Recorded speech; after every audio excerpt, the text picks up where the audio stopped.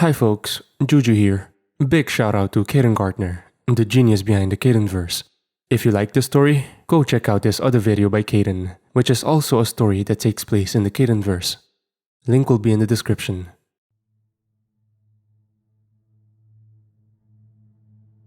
If there's one thing I've learned whilst traveling the multiverse, it's that, more often than not, the Earth ends.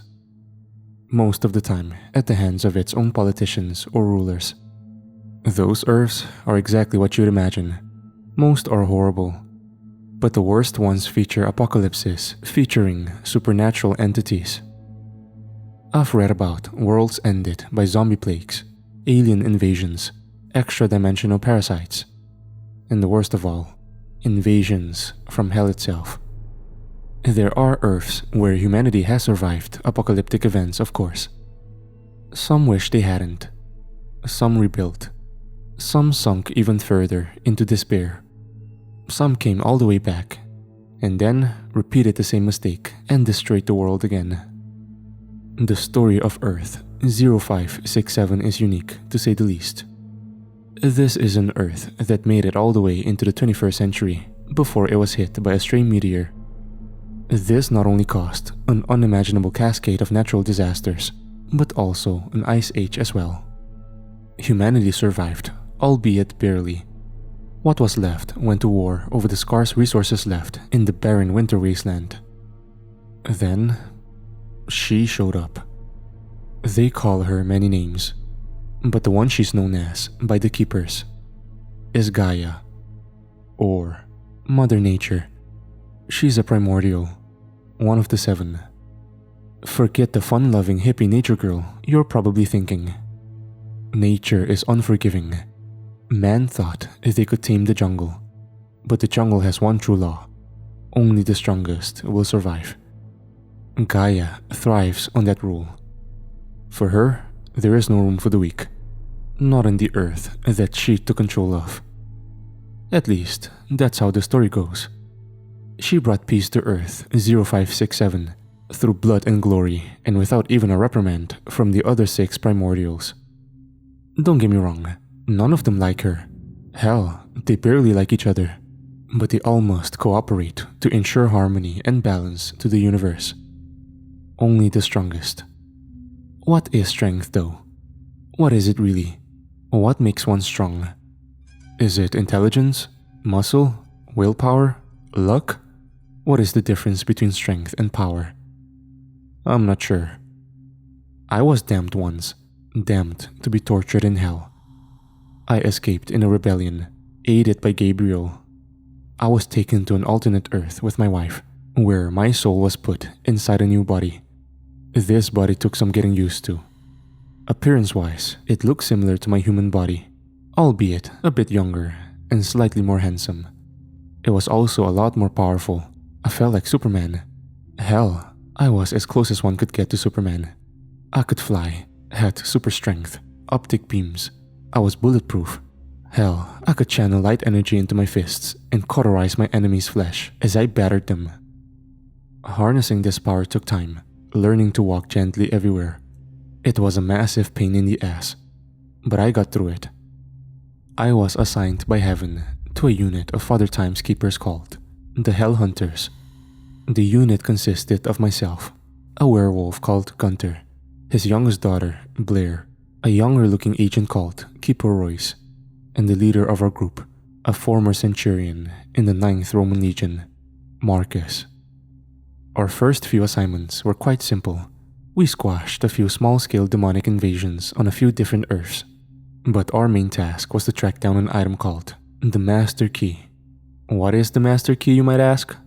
Well, that requires a bit more backstory, but the short version is that it enables one to create portals that can teleport anywhere in the multiverse. It was how various beings that didn't have the ability to teleport between dimensions got around back when the multiverse was young. Who created it? I don't know. Who wanted it? Nobody could. Where was it? Fucking Earth 0567, in the hands of Gaia. We received the invitation from Earth 0567 through the Keepers. We had just gotten back from taking out a demon knight called Scourge on Earth 6969. Nice. When we were summoned into the main hall, we found Father Time and Gabriel waiting for us. They had us take a seat. I looked up at the bluish holographic screen ahead of us. On it was the letter. It was in Sanskrit, but I could read it. Thanks to my new body, it may have well been in English. It read like this. To the keepers in heaven, you are hereby invited to send participants to compete in the Multiversal fighting tournament. To the victor goes the master key. To everyone else, blood or mercy. To the strongest goes the multiverse. Rules. Each faction or realm may select one fighter. This fighter must have the ability to perish. No archangels, archdemons, or primordials are allowed to compete. Select your strongest. Send them. Let them fight.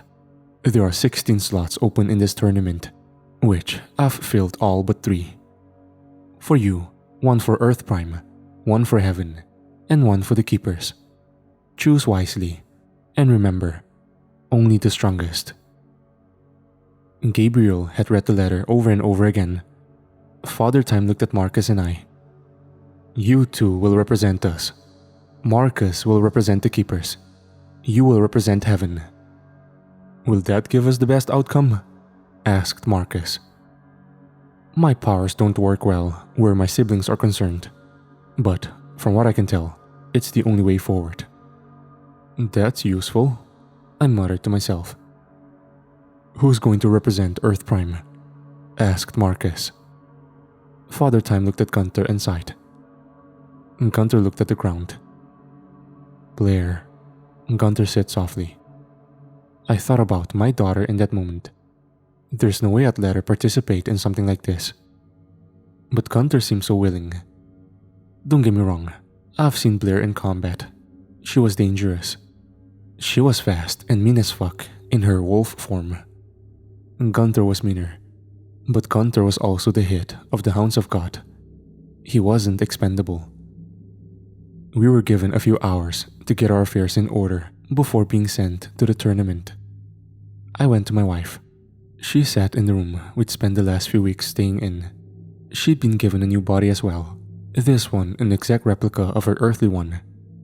Only, she wasn't a vampire anymore. She was human. She was still adjusting to it. Anna hugged me tightly when I entered. I can't stay long, I whispered. I know, Gabriel told me. She whispered back. I held her while I could.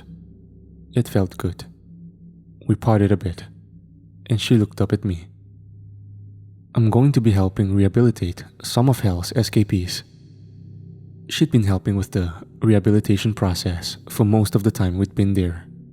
There were many souls with a lot of PTSD from what they'd experienced. Anna was one of them. She was among the first to go through the process, and helping others gave her a kind of peace. It felt good seeing a spark come back into her eyes. I kissed her one last time before I left. I met Marcus and Gunther at the ship. We left with little fanfare, Marcus informing me that Father Time and Heaven's Council would join us at the tournament as spectators.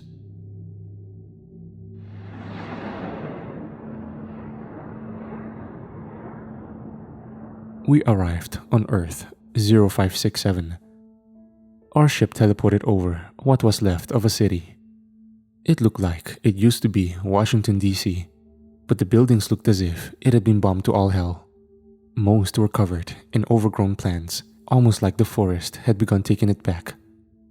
We flew until we arrived at our destination, observing the destroyed American countryside. In this universe, the meteor hit in 2000. Then the nukes flew in 2009. The year was currently 2043. It was sunset. The sky had a red haze to it.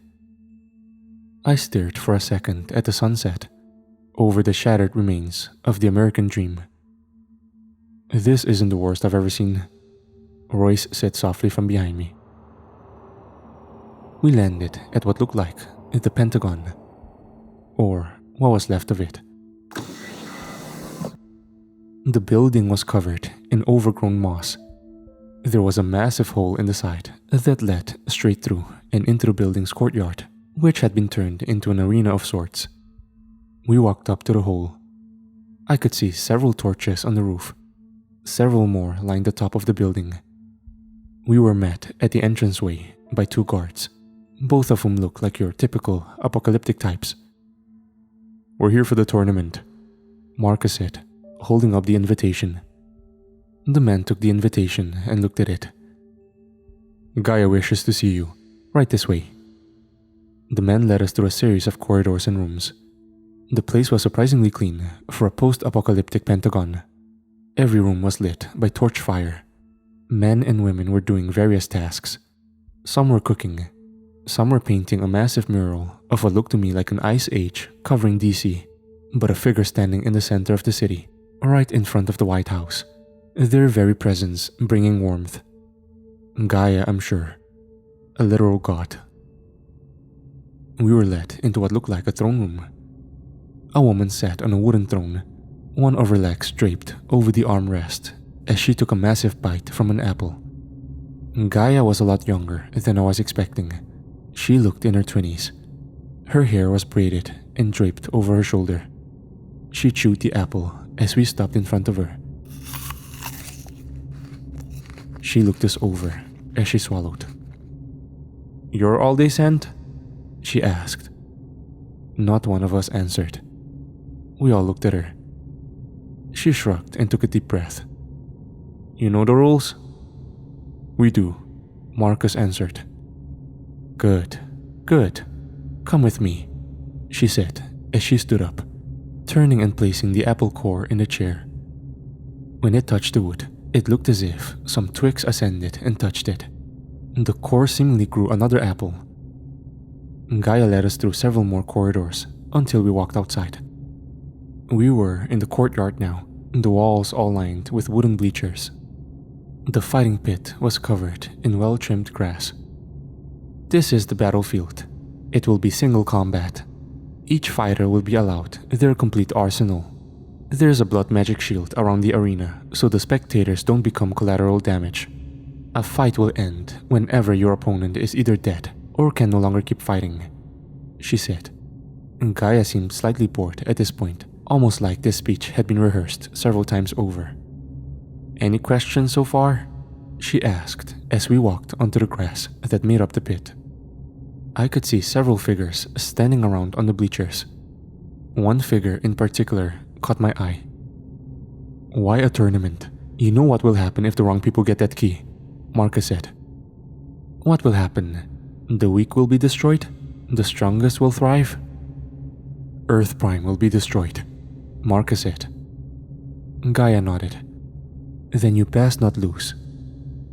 "I thought the Primordials wanted to protect Earth Prime," Roy said.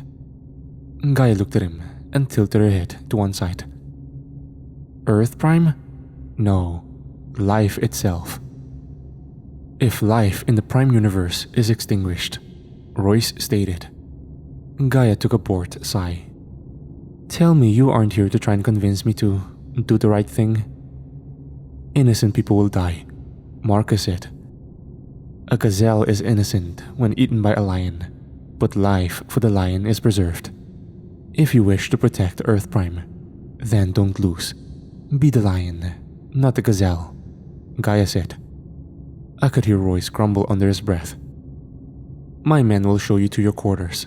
The ceremony is tonight. Tomorrow, the combat begins. Please refrain from killing each other outside of the arena. If there is a fight that is unsanctioned, I'll turn you into dust in the wind," she said as she started to walk off. "What happens to the lion if all the gazelles are dead?" Marcus asked. Gaia stopped and turned to look at him. She smiled, then started to walk off again. Our quarters were small, just a bed and a small fire. I'd stayed in worse places, namely a Gehennian torture box. I was leaving my quarters to go and meet with Marcus and Gunther. I opened the door to my room, only to be face to face with a familiar figure, one whom I almost instinctively backhanded. only stopping myself when I remembered Gaia's words. Saxon looked at me. The demon, my demon, the one who tortured me in hell. Mr. Stone, it greeted with that voice that I still couldn't place the gender of. I told you I'd come back for you, it said, as its reptilian-like features got closer to my face. I looked into his black eyes. What do you want? I demanded. Oh, nothing right now. I just wanted to greet you. After all, we're all slated to meet in round 1 tomorrow. I wanted to laugh now. I wasn't sure that Saxon knew exactly what he was dealing with. I narrowed my eyes. I look forward to it, I said as I walked past him. The first thing I saw when I did so, however, was another familiar form. One that I did not like. Aberon walked next to Gaia. They spoke calmly. He looked at me and winked. I was tempted to walk straight back into my room, but I didn't. I could feel my heart stutter at the mere sight of him. Was it hate? Was it fear? I wasn't sure. I walked past him, passing an open doorway to another combatant's quarters, where I could see a dark-headed woman standing across from me. Nergal? The champion of Gehenna's fighting pits was fitting ceremonial armor on. I'd never seen beneath his helmet during my time in hell. His eyes were inky black, his hair silver, messy, and hanging past his chin. The woman spoke to him. Your first match will be against Sun Wukong. He's fast and powerful, the woman said. Nergal didn't say anything. He simply grunted. I eventually found my way to the ship. I could hear Gunther talking with Blair. You'll be facing a being known as Harbinger. We don't have any intel about him, Gunther said. I've got this, Dad, she said. Whether she believed it or not, I don't know. I walked up inside the ship, where I found Marcus sitting in the driver's chair looking at a holographic projection of a book. An old leather-bound book with what looked like runes written all over it. What's that? I asked. The Necronomicon. It's in a keeper custody, but I need to study it. Why? You trying to learn witchcraft? My opponent studied it, he said softly. Your opponent? Morgana Le Fay, he said as he turned to me. I'd heard the name. I'd read about her in old Pendragon files when I worked for SNOD. She was supposed to be dead, as far as I knew. Marcus took another breath. I could tell how serious this was to him by his expression alone. You know her? I asked. She used to run a cult that worshipped the Queen of Hell. That cult killed a lover of mine and my unborn daughter. Jesus, I said softly. Have you seen whom you're facing? He asked. The demon who tortured me in hell, I said. He scoffed. Strange. Almost every match is personal, Marcus said. Aside from Blair's, what is the Harbinger? I said. Marcus took a deep breath. We don't have any information on it. I'm sure we'll learn more at the ceremony tonight. What about the rest of the competitors? I asked. Marcus scoffed. I looked over the roster. Sun Wukong is here. So is Zeus. And a rogue god called Sobek. There's also a tyrant and a shadow knight. I didn't know those were still a thing. But there is another who I'm sure will interest you. Who? I asked. Jericho. The name brought me back to the Shadow Wars. I told Marcus the story about him. He was a vampire that fed on other vampires. He was a vampire who had been possessed by a demon. A strong one too. He'd carved a bloody path almost 300 bodies strong before the SNOD caught up to him in a run-down apartment building somewhere in the southern United States. By then, he'd written several different spells on the walls of the building in blood, summoning several entities that we didn't understand at the time. We would have all been killed if it hadn't been for a witch working for the Vatican. I was the one who interrogated Jericho. I was the one who forced him to reveal where the EVC was keeping their trafficked humans. I tortured him with melted silver. I spoke to his vampiric form first, Jericho himself. Then, when I poured melted silver onto his lap, the demon came out. I didn't like doing it. I never did. But the vampires were trafficking people, and this thing was hunting them. We needed to know what he knew. The demon told us what we wanted to know about his next target, which was a small club in Louisiana where they were kidnapping young girls. I could get into the politics of it all, and as to why the EVC shouldn't have been operating in the AVC's territory, but they have nothing to do with this story. Just know that if I hadn't have tortured Jericho, SNOD wouldn't have saved around 63 girls from having their blood drained. Who is he fighting? I asked. Sobek from Earth 0002. I exhaled. Who is he representing?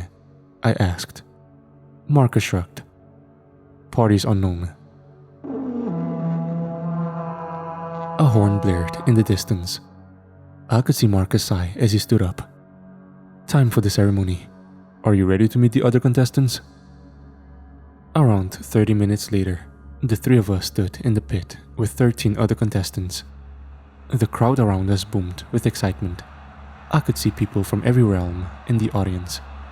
I could see Aberon sitting with a horde of red and white skinned demons. I could see Father Time sitting with Gunther and Royce. I could see several angels in the audience as well. I could also see regular people. I could see what looked like pantheons of gods, old and new.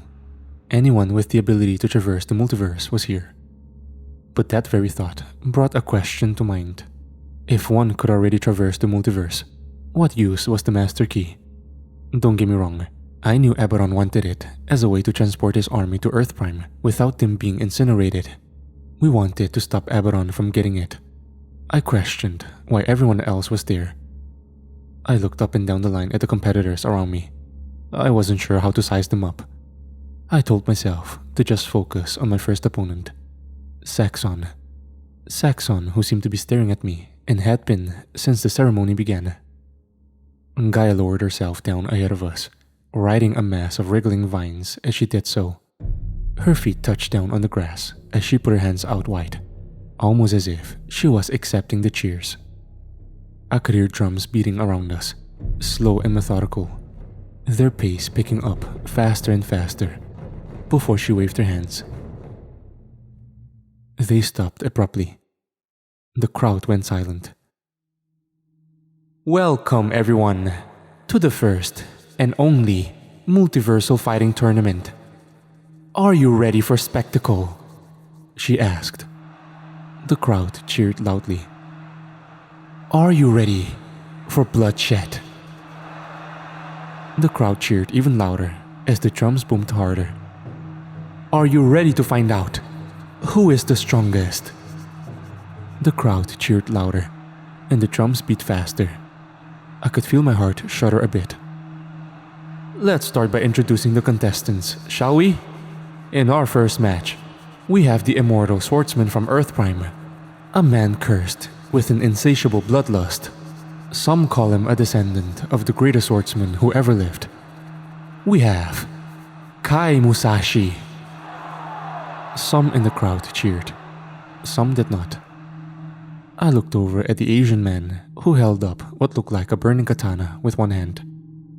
And his opponent, the ruler and only existing consciousness of Earth 4999, the creator of the multiversal sphere, an individual whose sole purpose is to be the only consciousness in the multiverse.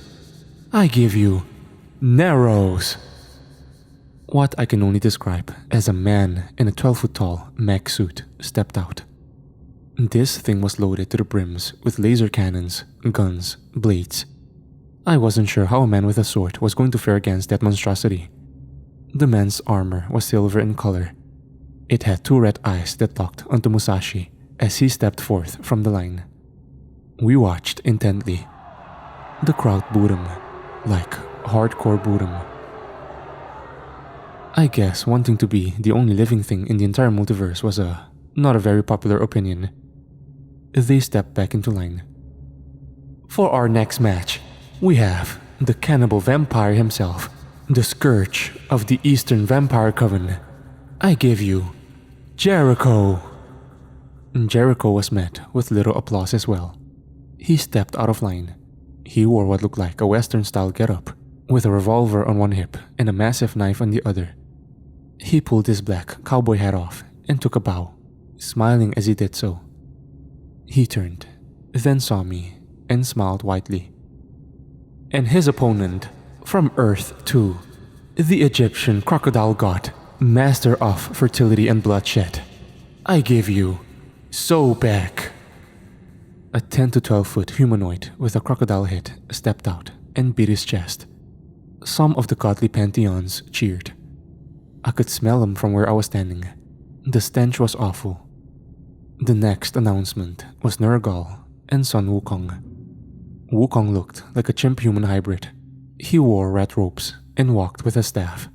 He seemed old, but the only thing I learned in the CIA, it's that looks are deceiving. The next announced fight was Marcus and LaFay.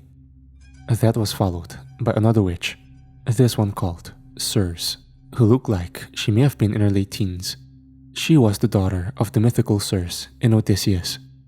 What made her interesting was that she was from Earth Prime, but a botched teleportation spell sent her to Earth 0642, an Earth that was ruled by a tyrannical version of Zeus, who was in the process of fighting off a rebellion that was being led by his own son. That version of Zeus was also her opponent in this first round. He looked like your stereotypical Zeus, but he wore a suit. He also had a massive burn mark over one of his eyes.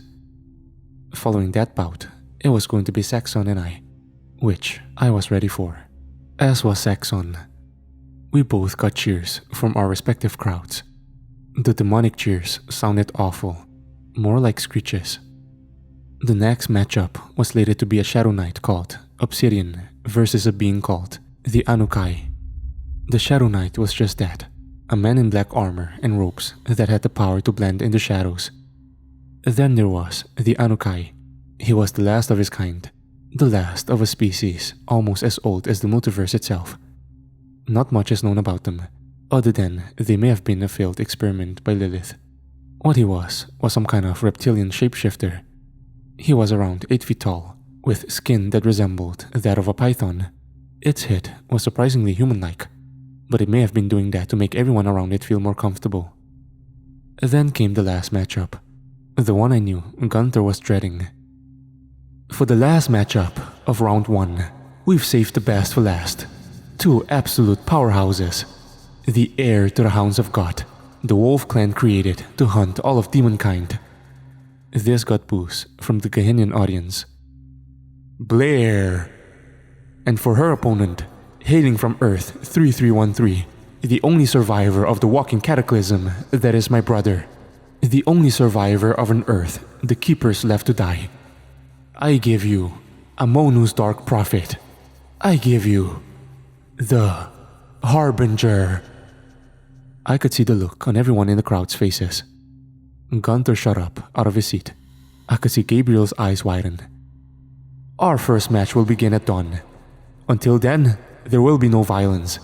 Violence by a competitor will be met with disqualification. Violence by anyone in the audience is punishable by death, she said sternly. I will admit, my mind was buzzing with alarm bells about this Harbinger. He looked like any normal dude. He wore what looked like a dirty trench coat. He was clean-shaven, with dirty blonde hair and brown eyes. He looked normal. There's not much else to say. We were dismissed. We went to our ship, obviously. Father Time and Gabriel waited for us. The whole walk there, I could sense the trepidation in Marcus's demeanor. He was uneasy about this Harbinger. I could tell Gunther was horrified. Despite Blair's persistence that she had this, I wasn't so sure. Blair was immensely powerful. I'd heard stories about Gunther facing off with the literal horsemen from Marcus. But this was Amonu. This was different. The seats in the tournament are set. They cannot be changed, Father Time said as Gunther started to open his mouth. Gunther grunted in annoyance. Father Time turned to the rest of us. Get some rest. You're going to need it for the coming days. I took a deep breath. I'd come here to discuss strategy, not be dismissed. I opened my mouth to speak. Focus on the first round. Sit for the time. I went back to my quarters. Along the way, I found myself passing the room of Musashi as he sat cross-legged on the floor, his sword hovering and glowing ahead of him. I wondered what the sword did, but I wasn't about to ask. I would have to just wait and see tomorrow. I would have thought that sleeping would be hard, but it came easy that night. I dreamt of Anna, the last time we made love. I dreamt of waking up to a normal family, Anna and I making breakfast for an awaiting Grace. I missed my daughter badly, so bad I wanted to cry sometimes. There is no greater blessing than children, no greater curse than being separated from them. I was awoken by a loud horn. I made my way to my doorway, where I found a box waiting for me. I opened it to find a white suit. It was like a superhero uniform, with a white cloak attached to what looked like a plated armored suit. It fit snugly. It also looked badass. I wasn't sure what exactly the plating was made from. It felt like metal, but it was flexible like leather. Not that I needed armor in this body. The contestants were seated in a dugout right outside the pit. We had front row seats to the carnage. I stood next to Marcus and Blair. We looked out at the pit as the clunky mech suit stood across from Musashi. The swordsman's sword was already glowing red hot. The crowd bellowed. Gaia sat on a throne made from vines that was suspended in between them. We were waiting for the match to start. Zeus sat in a chair behind us. I could see Circe standing in the corner. Her eyes glared at him. I could see all three of Gehenna's representatives standing in another corner. The dugout was big. It stretched almost the entire side of the pit. The Harbinger sat alone with his legs kicked up and his hands behind his head. He seemed relaxed. Way too relaxed. I didn't hear the preamble to the first matchup, but I did hear the horn blare to signal the match start. The crowd roared. My attention was taken off of Harbinger and to the battle. Musashi stood with his sword raised and glowing. The mech suit leveled what looked like a shoulder-mounted rocket launcher at him and fired. Musashi dashed forward in a blur, dodging the rocket as it collided with the blood magic barrier behind him with a bright orange explosion. Musashi got within a few feet away, launching himself skyward and bringing his sword down hard on Neros' head. The cannon on his other shoulder fired a red beam of energy that hit Musashi square in his chest. Musashi was sent sailing across the arena, bouncing across the grass as he did so. Musashi got to his feet, but Neros' wrist-mounted machine guns opened up. Musashi took off in a mad sprint to one side, the bullets ripping through the sand as they tried to catch up with him. But Musashi was upon Neros again in a flash, going skyward again in an attempt to cut Neros' head off. But the clunky suit raised his arm to block the sword, only to be cut clean off as Musashi's blade tasted the head and chest area of the suit. The suit stumbled back a few steps before falling onto its back. The crowd roared in excitement. Musashi still had his sword ready. I could see Musashi hadn't taken his eyes off of Neros. His sword was still glowing red. Then, Neros sat up. I could see inside his suit. That was when I realized Neros was no man. Nero was a machine. The suit was Neros. It was also made from some kind of nanotech, as the cuts Musashi had left suddenly began to knit and heal themselves. I could see Musashi's eyes turn a deep shade of crimson as he roared. Neros got to his feet, the armor morphing. It was suddenly growing slimmer, less bulky. His guns and rockets were replaced with two massive plates on his wrists. He also got taller. The crowd went dead silent. "Oh shit," I heard Marcus say. Neros bolted forward almost faster than my eyes could track. He was on Musashi, bringing his blades down hard. Musashi's sword lopped the blades off before another slash cut Neros in two. The two halves of the machine hit the grass. But the nanotech was still working, each half morphing into a smaller Musashi-sized Neros.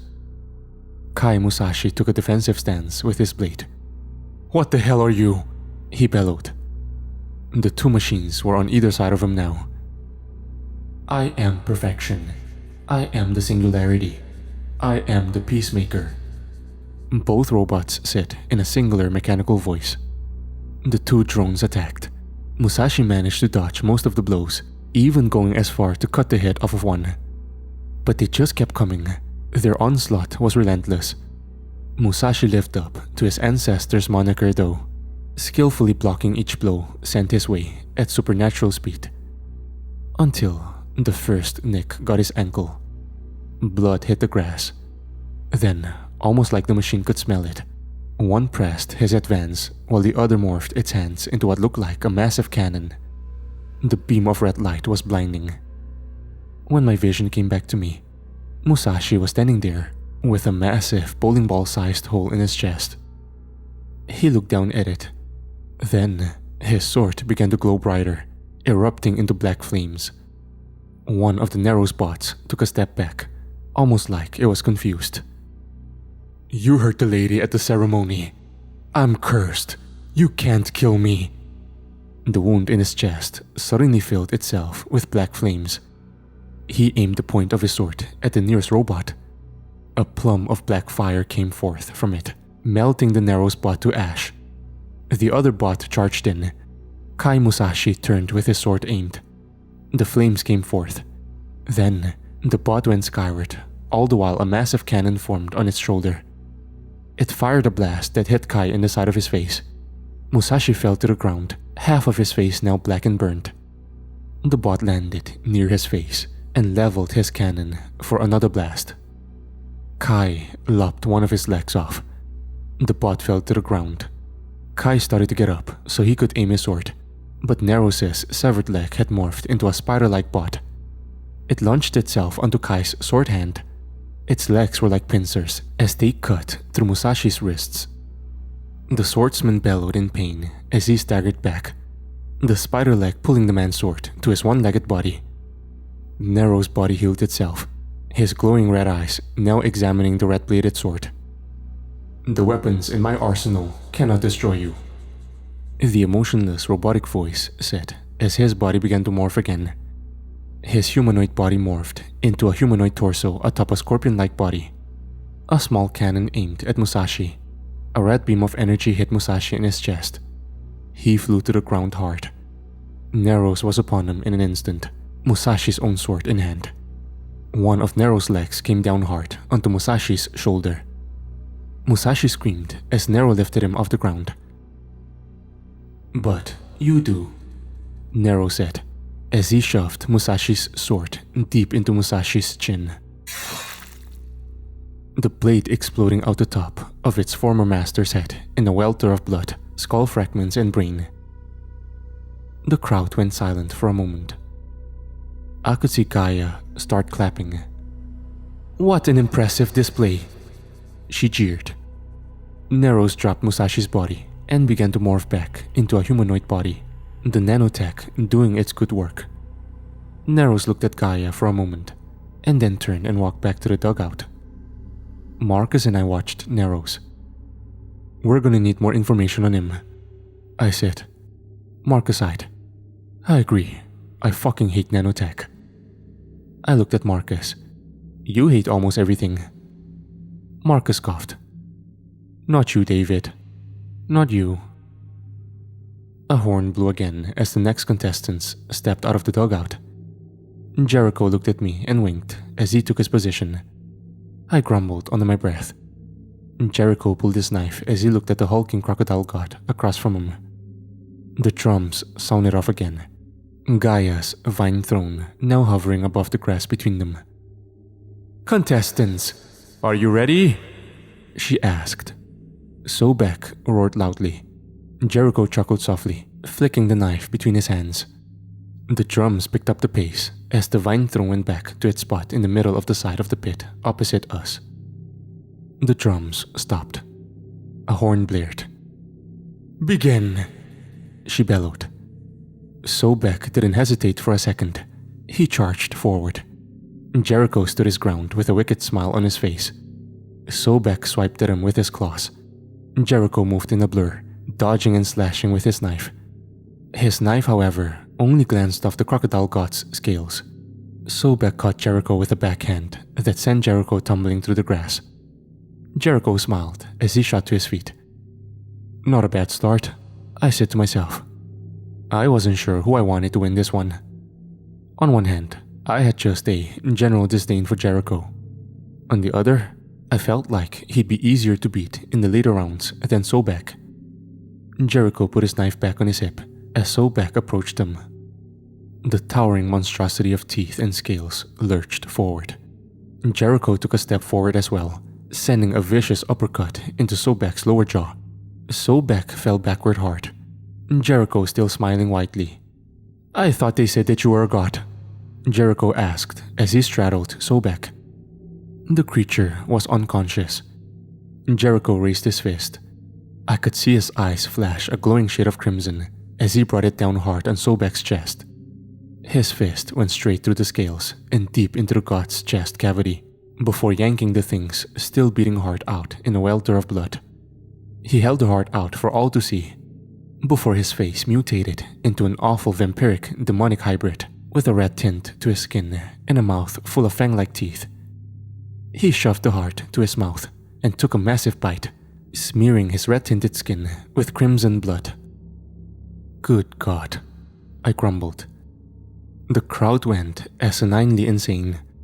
The drums beat hard. Gaia quieted the crowd with a wave of her hand. A battle between two predators and unfortunately quick for the god, she said as she stood. I congratulate you, Jericho. You have made it to the next round. Jericho bowed as he turned and walked back to the dugout. I wasn't expecting him to end it so fast, said Blair. Against the god, no less, Marcus said. I knew Jericho. I remembered the bodies he'd left in his wake, both vampire and human. Jericho was so dangerous that he'd had a bounty on his head by almost everyone on the planet, from the Vatican to the CIA, to the Eastern and American vampire covens. Hell, I think even the Lightbenders wanted him dead. We caught him. We shoved him into a prison called Sunshine Penitentiary, the formerly known SNOD's black site prison for supernatural creatures. I wonder how he got out. Jericho entered the dugout. He looked at me and smiled as he took a massive bite from the heart. I rolled my eyes. Gaia stood from her throne, I guess now bored with moving into the center of the arena for every fight.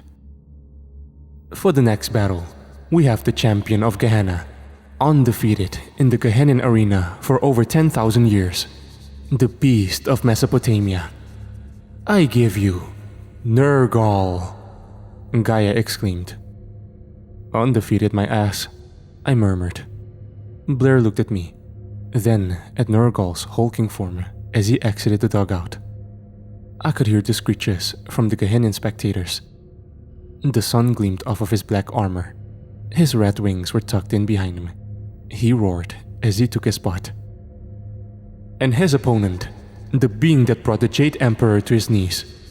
I give you the ruler of the realm of Wu Xingshan, the Monkey King himself, Sun Wukong.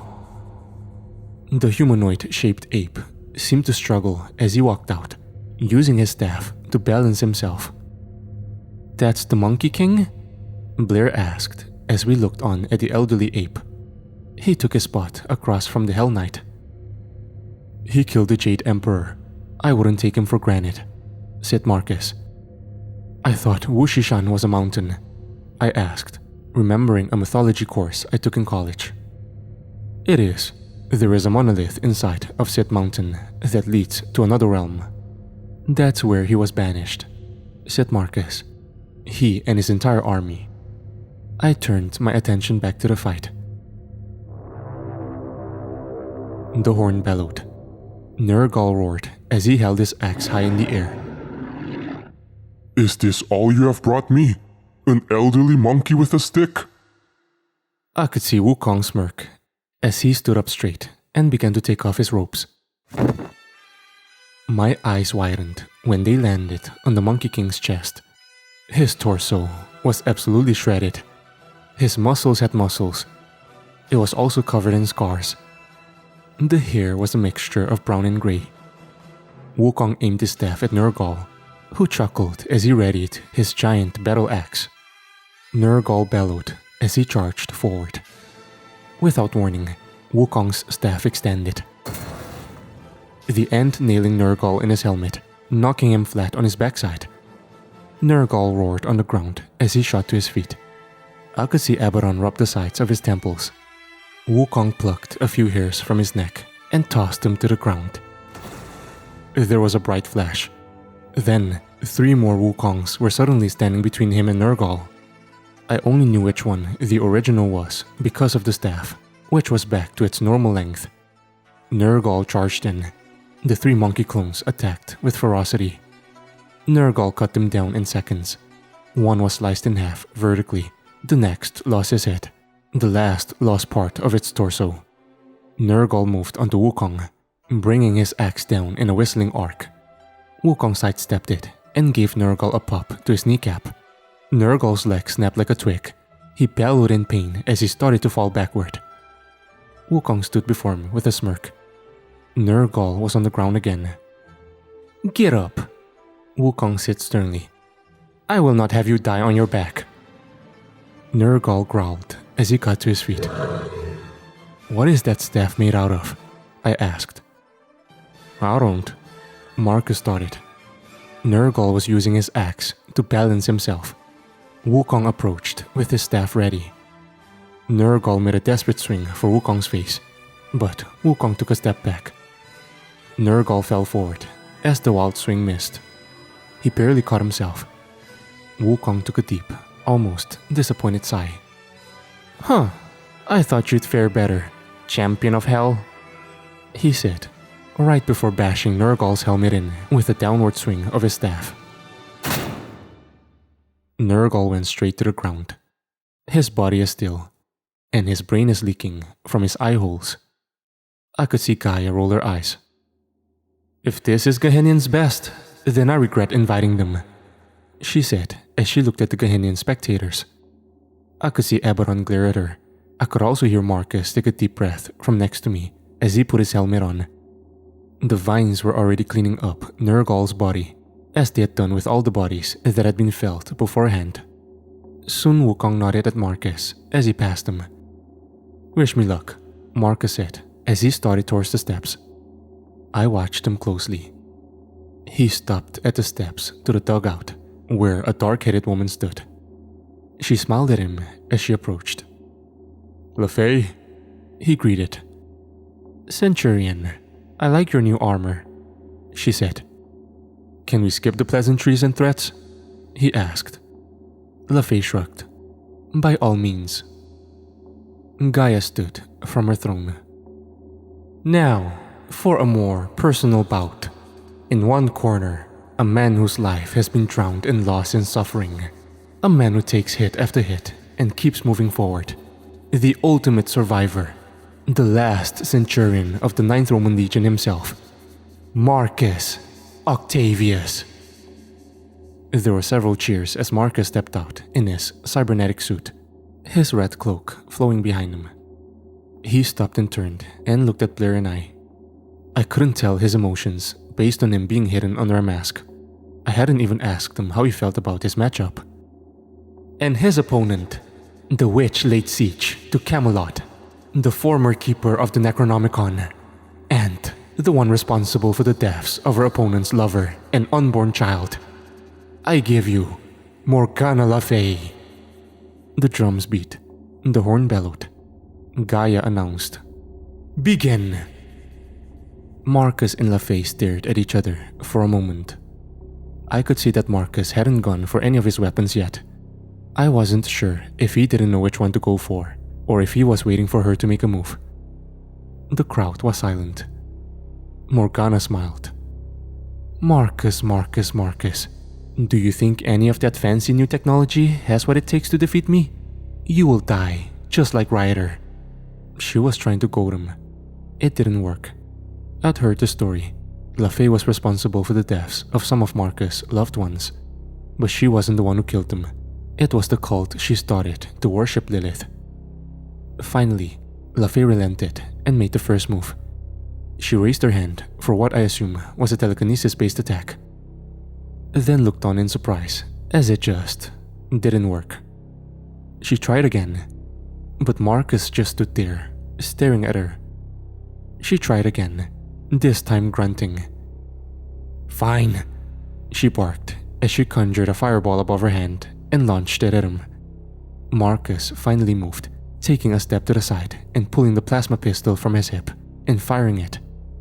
The blue plasma bolt hit her in the stomach. She squealed as she stumbled back. She looked down at her burnt flesh, then back up at Marcus, who had the pistol aimed at her head. She reached her hand out, using her telekinesis to yank the pistol from his hand and into hers. As soon as the pistol touched her hand, it exploded in a bright blue flash. LaFay's left hand and upper arm were just gone. She screamed in pain. That was when Marcus made his move, sprinting forward and grabbing her by the throat before lifting her off the ground. She struggled for a moment, leveling her remaining hand and hitting his suit in the face with a torrent of flames. But Marcus just stood there, his suit unaffected by the fire other than the red plum on his head and the cloak on his back, both of which were burned to a crisp. Then, with one solid motion, Marcus snapped LaFay's neck and dropped her body to the ground. I could see Abaddon clenching his fists in the audience. He looked pissed. Then again, I'd be too if my people lost in the first round. I was so focused on Abaddon that I missed what Gaia said. Marcus was walking back to the dugout. Blair and I walked straight up to him. "That was wicked," I said. Marcus pulled his helmet off. He smiled softly. "Why wasn't her telekinesis working on your suit?" I asked. Thank Quintus for that. When we found out our opponents, he and I looked over the Necronomicon and came up with a wording just for LaFay's powers," he said. "You can do that?" asked Blair. Marcus shrugged. "It wasn't against the rules." I could see Circe in Zeus's face behind him. "I'm gonna fucking kill you," Circe growled. Zeus laughed in her face. "You couldn't even manage that with my petulant spawn. I'll rip your heart out, just like I did your husband's." I could see Circe turn bright red as her fists clenched. The drums beat again. I heard Gaia. "Zeus!" Zeus turned and walked out to applause, with his arms outstretched wide. I watched him closely. It was around then that Royce entered the dugout with Gunther in tow. "How did the warding work?" Royce asked as he marched up to Marcus. "Like a charm. Quintus was right." Royce nodded. Gunther spoke with his daughter. I missed the preamble for Circe's entrance, but I did hear the horn that beckoned them to start their combat. I turned to watch. Zeus cackled as he threw a lightning bolt at her. Circe raised her hands, and the bolt deflected off of an invisible force field. "She's impressive, yes?" asked Royce as he stepped beside me. "She looks young, younger than Grace," I said. Zeus launched a cascade of blue lightning that Circe struggled to block with her force field. "She seems like it, doesn't she? But she's actually almost 1,000 years old," Roy said. "I don't know if I find that disturbing or not," I said as I looked at Royce.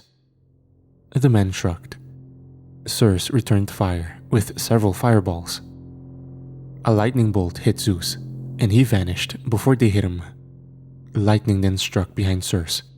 She turned just as a bolt hit her in the chest. She went sailing across the grass, only coming to a stop when she hit the wall. Zeus then teleported again, arriving right above her. "I told you, girl, you can't defeat me," he said as he raised his hands. Circe pushed him back with a wave of telekinesis. Zeus teleported again, landing a few yards to her left and throwing another lightning bolt. Circe then did something unexpected. She caught the bolt with an outstretched hand, roaring at Zeus as she did so. She threw the bolt back at him. Zeus sidestepped it as it collided with the blood magic wall behind him. Zeus nodded. That was impressive. I could see lightning start to crackle between Zeus's fingers. It was almost like he was building a charge. He power walked in her direction. His walk turned into a sprint as his fists were now charged with electricity. He began to throw haymakers at her. Circe was fast. She dodged the first few blows almost effortlessly before using her telekinesis to give her some distance before unleashing a torrent of flames at him. Zeus's eyes grew big as he teleported behind her. She wheeled around while still summoning the flamethrower-like spell. Zeus caught her by her wrists before the flames could scorch him, pumping all sorts of electricity into her body. She convulsed and shook violently before she fell to the grass. Zeus stood over her. "An admirable fight," he said. "If only Thomas put up this kind of battle, he might still be alive." He raised his hands to form another bolt. I could see the electricity charging as he prepared to smite her. He reared his arm back. Then, something strange happened. His hand suddenly shot to his neck. He crumbled in pain, a look of confusion plastered across his face. He looked at Circe, who got to her feet and pulled a black dagger from her jacket. "What is?" Zeus's face turned a strange shade of gray. I could see a holographic projection from Royce's wrist from the corner of my eye. "Oh my," he said. Circe tackled Zeus into the grass, driving her knife into his chest over and over again. Blood went everywhere, all over the grass and the nearby wall, all over her face and jacket as well. She roared as she stabbed him again and again until he simply was no more. What just happened?" I asked. "I've never seen that happen before," Roy said. "Seen what happen?" asked Blair. He pulled up a video of what looked like Zeus, Earth Prime Zeus, laying in his bed, his neck and white beard bathed in crimson blood. A woman stood over him with an obsidian knife. "Earth Prime Zeus is dead," Roy said, "which means all the Zeus across the multiverse are dead," I said softly. We all looked at Circe, who was still stabbing the corpse. Her body began to crackle with electricity. That knife she had used had some kind of warding on it, one that would enable it to absorb Zeus's powers, meaning that Circe had just gotten stronger. My train of thought was suddenly interrupted. "David Stone," a voice called out. I turned back towards the steps that led out of the dugout, where Saxon stood in full armor. He had 2 swords on his back and an obsidian shield in his hand. My heart shuddered. I'd honestly forgotten that I was next. I turned back to Marcus and Royce as I started to walk off. "Any advice?" I asked. Marcus looked at me and then looked at Saxon. "Beat his ass," Roy said. Marcus smirked. Blair gave me a thumbs up. I walked up to Saxon, then turned and faced the arena. I could feel his eyes still burning into my skull. "I can't wait to have you back in hell. I've got such wonders prepared for you," he growled. I scoffed under my breath. "You scoff, but you intend to fight me with no weapon. You make it too easy. I will end you and whatever petulant body that heaven grew for you. Then my master and I will take a trip to Earth Prime and go pick up your daughter." I looked at him. He really didn't know what he was dealing with. Not now. The drums began to boom around the arena. For our next matchup, we have the man who freed the 9th Roman Legion from Hell's disgusting claws. A man who escaped the ultimate fate of wayward souls. A man who battled as part of the Hellion Rebellion. I give you David Stone. The crowd cheered. I walked out into the arena, finally getting a good look at the crowd. I could see Father Time sitting next to Gabriel and Michael now. There were several angels watching closely. Gabriel nodded at me. I nodded back, then turned to look at Gaia. Gaia looked at me for a second, then her eyes shifted to the crowd. And his opponent, a master of torture in hell. The demon is responsible for David's suffering when he was considered damned. I give you Saxon. The Gehennian crowd cheered as Saxon took to the grass. Saxon bellowed a war cry. He had drawn one of his black swords and leveled the point at me. I tilted my head to one side as I examined them. The drums stopped. The horn bellowed. Gaia announced, "Begin." I exhaled. Saxon roared as he charged in. He thrust his sword at my chest. I caught it by the blade and then snapped it in half with my thumb. I could see the moment it set in for Saxon. His black eyes widened in surprise. He snarled with his needle-like teeth. He tried to whack me with the edge of his shield. I took a step back and easily dodged it. He brought his shield back at me with a backswing. I tugged under it and gave Saxon a light shove in the back that left him stumbling forward. Saxon straightened up as he turned to me. "Fight me, you coward!" he roared as he charged forward.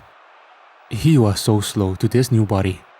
He'd pulled his other sword and was swinging it wildly. I dodged the blows, not that I needed to, before I eventually caught his blade and yanked it from his hands. He took a step back and raised his shield. "I will end you," he growled. I was sure at this point that he knew he didn't have any weapons to kill me with. Now that part was out of the way, my fists began to glow a bright white color. I could feel the heat radiating from them. I'd known exactly what I wanted to do to this thing. This demon. This monster. This foe master. The one who tortured me for weeks, maybe even months. The beacon of my suffering. I was gonna beat the fuck out of him. I blitzed forward. My first punch shattered his shield. My next denting his breastplate. Blood poured from his mouth. He stumbled backward. I took 2 steps forward. My eyes went to Aberon as I backhanded Saxon. Blood flew from his mouth as Saxon hit the ground. Aberon sneered at me. I straddled over Saxon. I grabbed him by the neck of his armor and lifted him off the ground. The first punch broke his jaw. The second punch knocked his eyeball out. The third punch turned his head to mush. I dropped him. My white uniform stained with crimson now.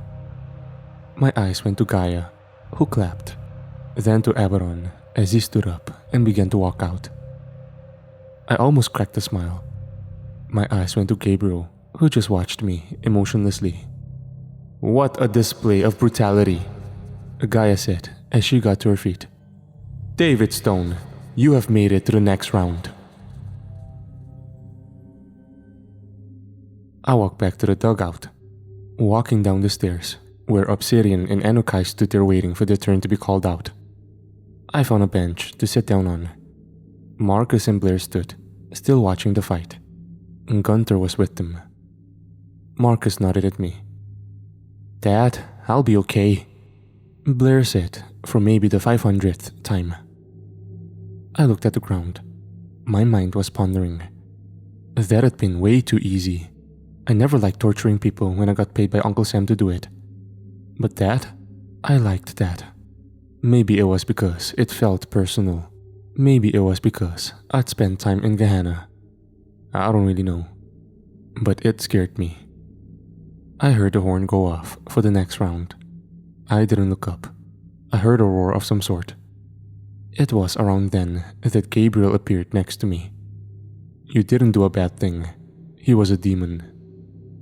"I know. That isn't what bothers me," I said softly. "We eliminated Gehenna from the tournament, but I fear Aberon will retaliate somehow. Be cautious in your quarters tonight. I fear he may try to cheat us out of a victory." There were cheers. Gabriel helped me to my feet.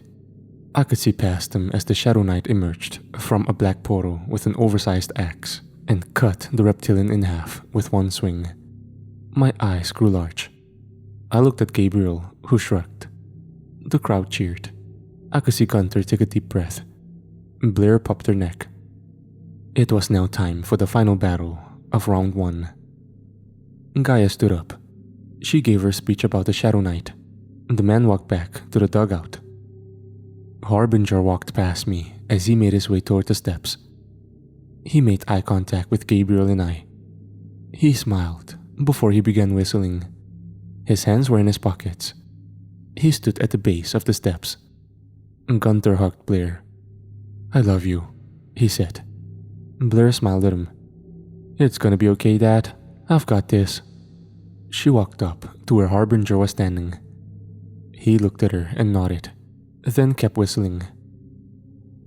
"Now it is finally time for the last battle of round 1. The crowd roared in approval. And we saved the absolute best for last. In one corner, we have the prophet of the darkness. I give you the Harbinger. I swallowed hard as the man walked out calmly. I could see the fear in Gunther's eyes. And for his opponent, the heir to the hounds of God, the daughter of Alpha herself, Blair. The drums beat. A horn bellowed. A father cried. Gaia announced, "Begin!" Harbinger kept his hands in his pockets as he watched Blair size him up. She was armed with a plasma pistol that she'd taken from the ship's armory, one that, in theory, should help keep any of Amonu's essence at bay. She pulled it from her waist and fired it. Harbinger cocked his head to the side as the energy bolts stopped mere feet ahead of him. Blair fired several more times with the same result. Blair lowered her gun. Harbinger smiled. Blair suddenly went skyward, her hands collapsing at her neck as an unseen force brought her closer to him. "No!" I could hear Gunther bellow. She was now a few feet from Harbinger. Her hand went into her jacket and pulled a small device. My eyes widened as I realized what it was.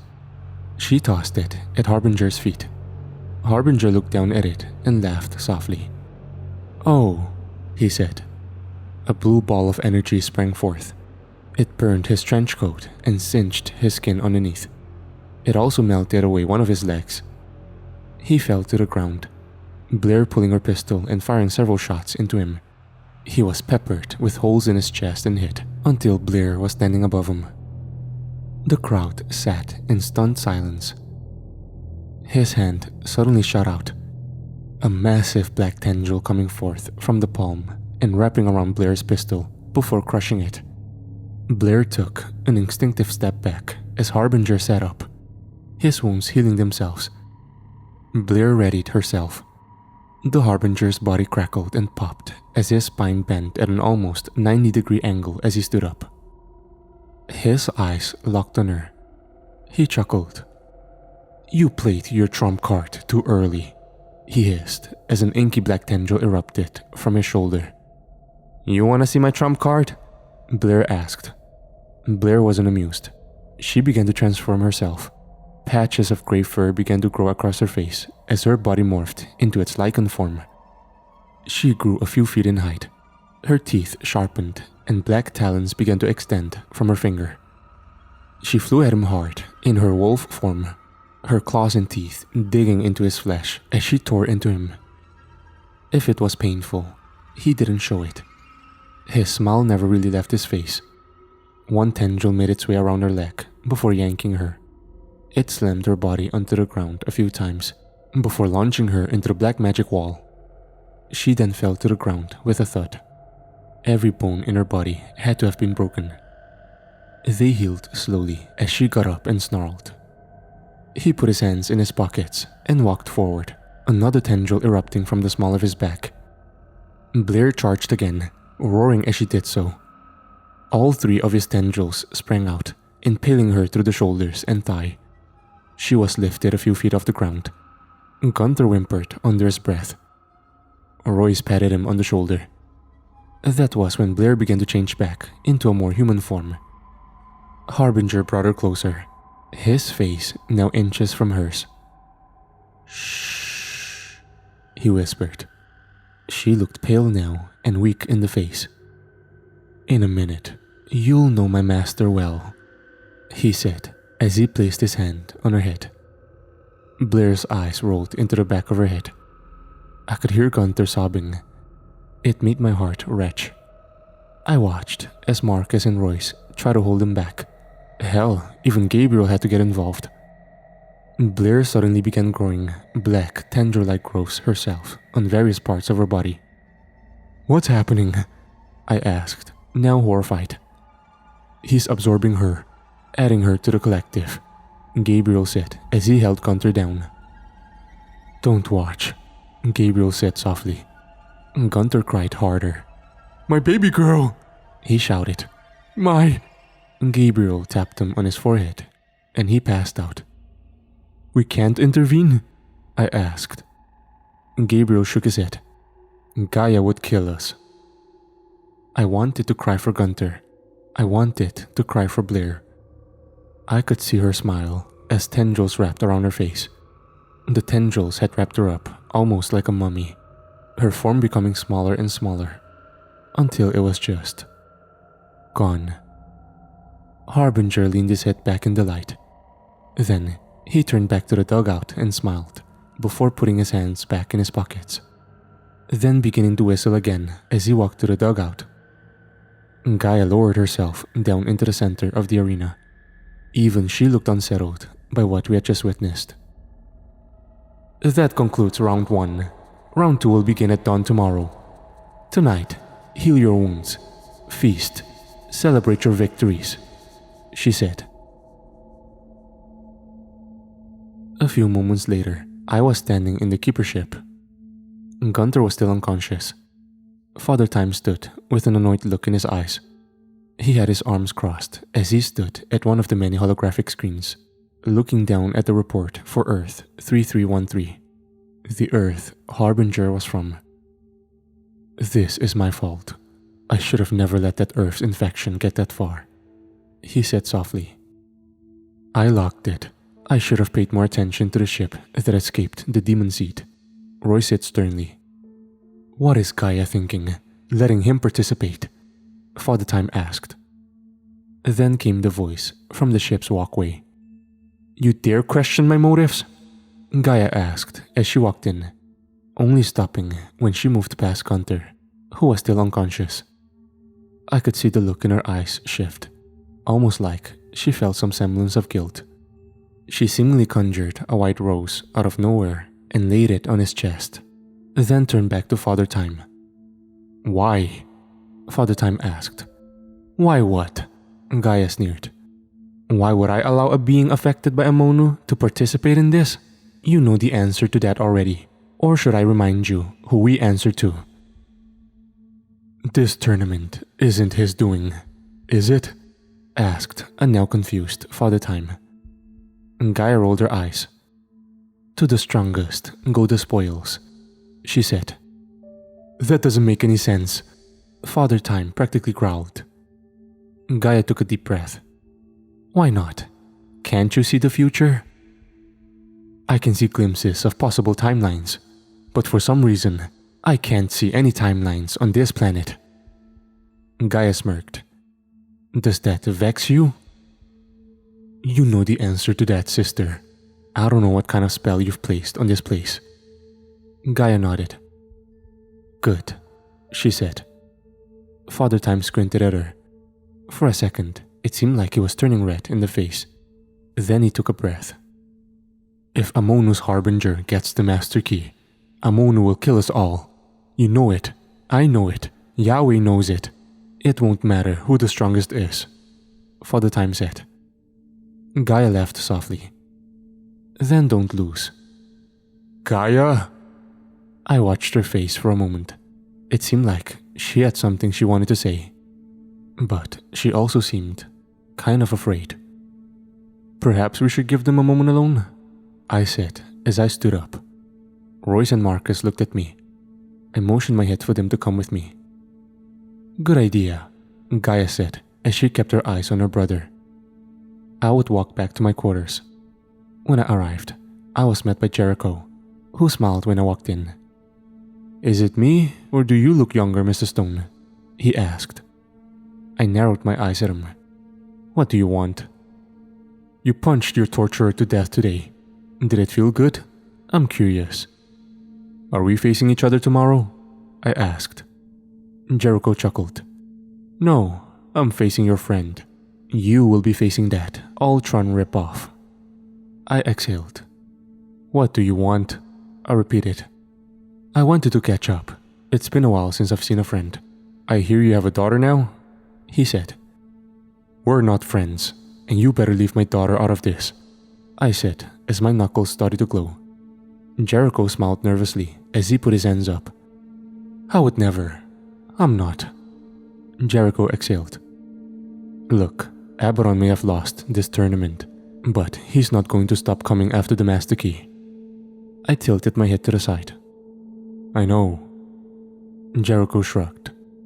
I was just making sure. He squinted hard as his eyes went crimson for a split second. My friend told me that Aberon has been beckoning us to win the tournament for him, seeing as how he's a demon and all. Oh yeah? And what's your friend think about that? He thinks Aberon should go fuck his own mother. He also fears an invasion on this earth. We have dealt with invasions before. Not like this. The king will throw everything he has at this world. He will lead his army himself. I took a deep breath. Jericho watched me closely. Have you spoken to Gaia about this? I asked. No. Why not? It's her planet. Something is wrong with her. I didn't disagree with that statement. I wonder what she was speaking to Father Time about. That was when Royce and Marcus walked into my room behind us. Jericho turned and looked at Marcus. The two eyed each other for a moment. I turned and leaned on my bed. What was that? Asked Royce. Gaia seemed scared about something. I answered. I agree, said Marcus. Why is he here? Tell them what you just told me, I said to Jericho. Jericho told them. Marcus rubbed his chin as he listened, thinking as he did so. He confirmed what I'd already thought. None of this sounded surprising. It was also trivial when talking about Aberon. Royce changed the subject. So I got a scan of our new Harbinger friend, he said as he brought a file up. His holographic display showed an image of a man, Captain John Armstrong, from the United States Space Force. He was a constant in almost every universe. His file had been pulled from his Earth Prime counterpart. I wish we had investigated that ship more, Roy said. Why didn't you? Asked Marcus. We'd just deployed a demon seed. It should have been sucked up, Roy said. I looked at the file some more. It said Armstrong was part of a top-secret operation called Project New Dawn. What's New Dawn? I asked. Royce clicked on it. On Earth Prime? It didn't work. It was an attempt at mechanical teleportation. The project was run by the United States Space Force and partially funded by Gideon Pharma. What the hell? Roy said. You think it worked on Earth 3313? I asked. Maybe, said Marcus. Was Gideon on Earth 3313? I asked, remembering all the shit my daughter and I went through before I was killed on Earth Prime. Gideon had been front and center, sending mercenaries after my daughter for her blood. Royce went through some files. I don't know, it doesn't look like it, but the Space Force still ran the project.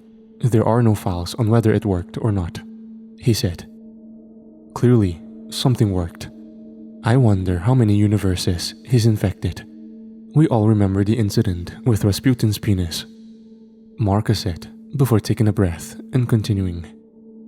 What? I asked. It's a long story, Marcus said. Marcus fought a mutant penis. We had to drop demon seeds on 2 separate Earths. It was actually Aberon's fault too. You see, he gave Grigory Rasputin the Necronomicon. And it doesn't matter now. All that matters is that he's here. How do we stop him? Asked Marcus. That's not going to be easy. Based on our scans, his power level is at a 12, Roy said. Fuck me, said Marcus. Is that a lot? I asked. Aberon is at a 12, Marcus added. What am I at? Asked Jericho. Royce looked at him. A soft 7. Jericho tilted his head curiously. Pretty big to me. I've never gotten any complaints, he mumbled. We all looked at him. What? He asked. I don't think Jericho realized we were talking about power levels. What about narrows? I asked. 10. I shrugged. We went over everyone's supposed power levels. Harbinger was at a 12, Narrows at a 10, Circe at an 8, Obsidian at an 8, Wukong at a 9, Marcus at an 8, then myself at a 9, meaning Harbinger was the clear favorite to win based on power alone.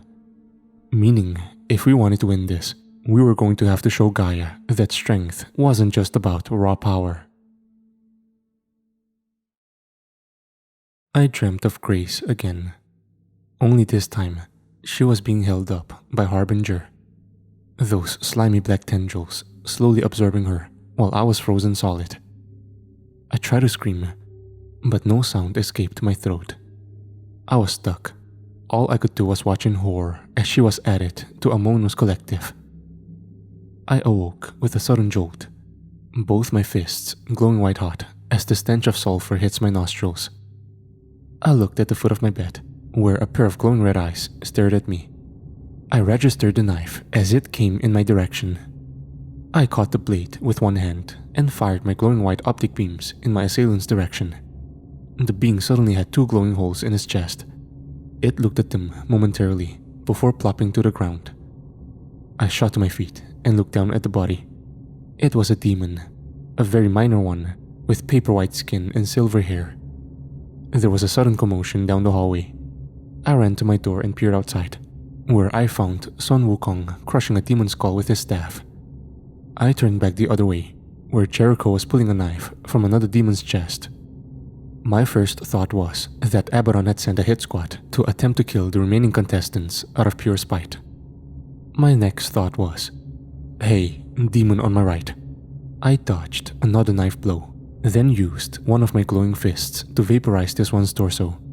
I could see Marcus round the corner with his glowing blue sword ready for battle. Circe and Obsidian were behind him. There were 6 or 7 demons in the hallway.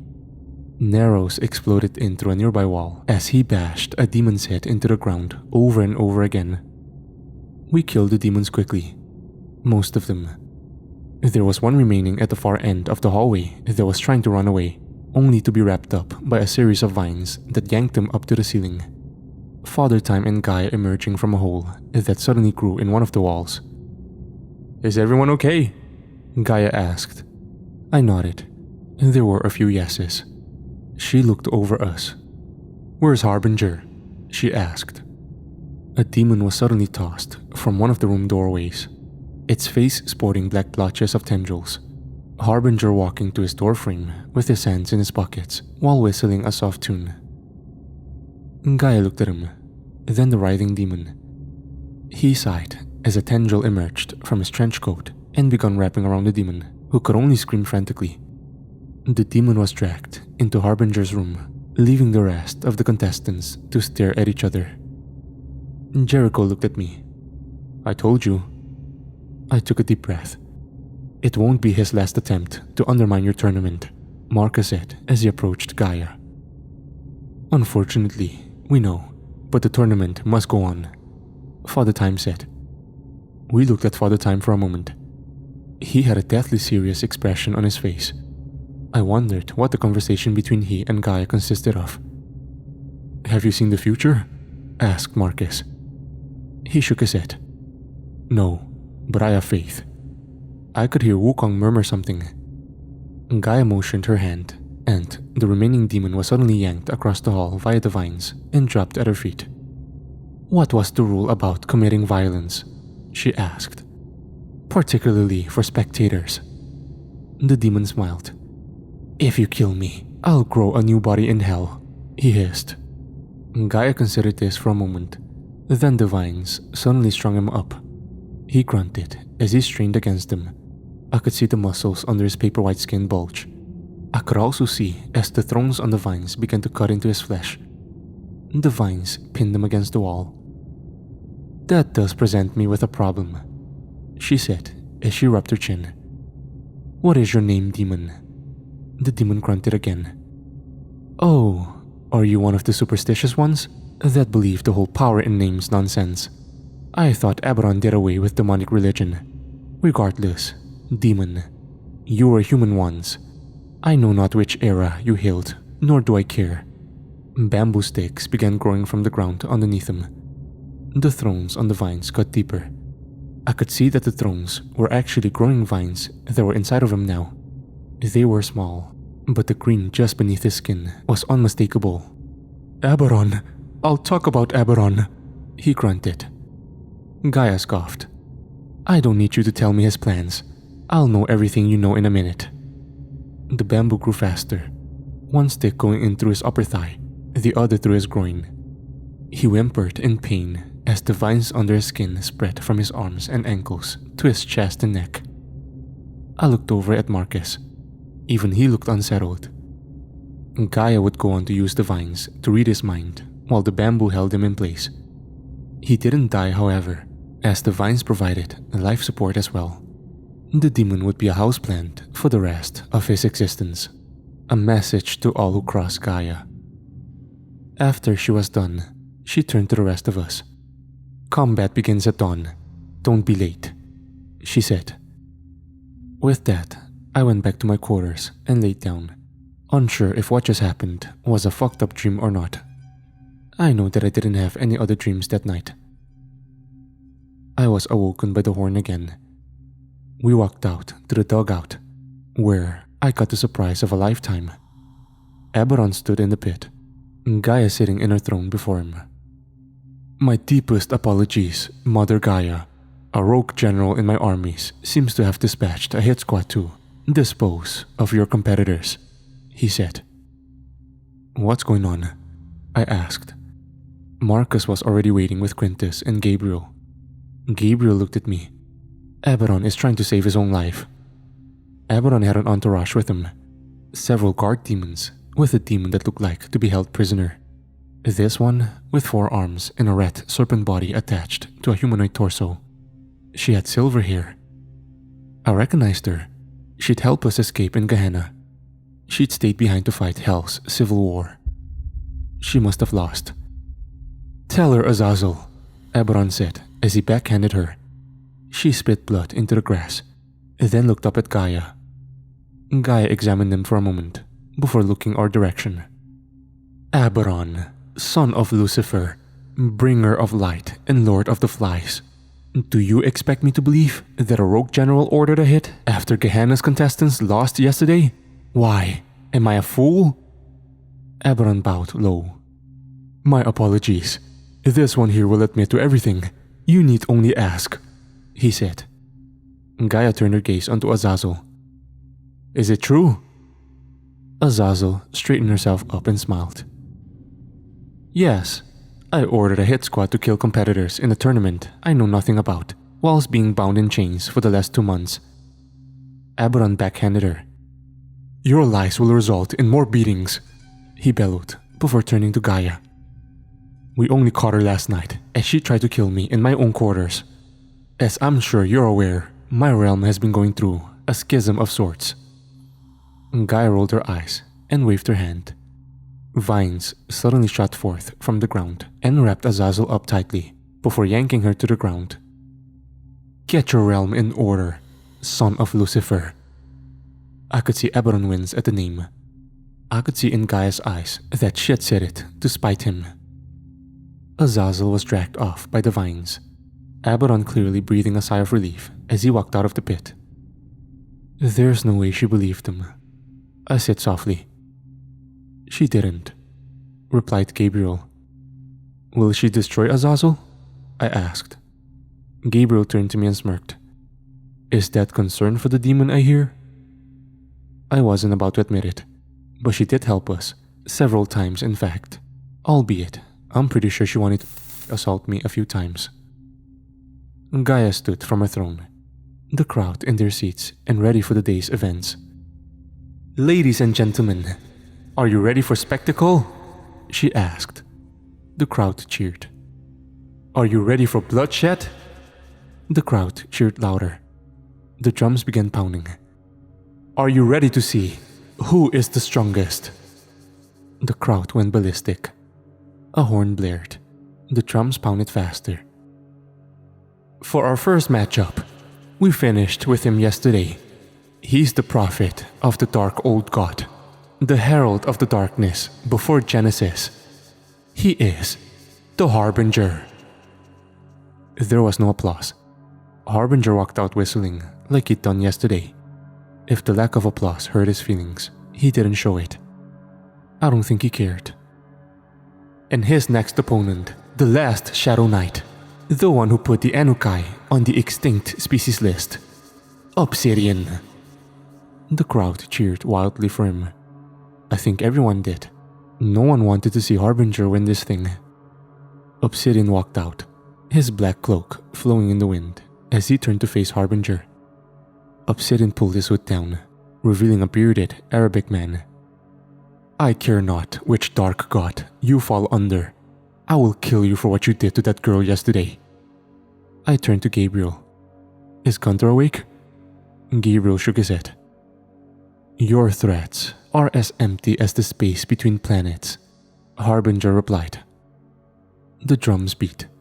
A horn blared. Begin, Gaia roared. A black portal opened up next to Obsidian. The man reached in and yanked a massive obsidian battle axe from it.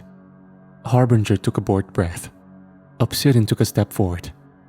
A portal opened up beneath him. He dropped down into it. A portal opened up above Harbinger.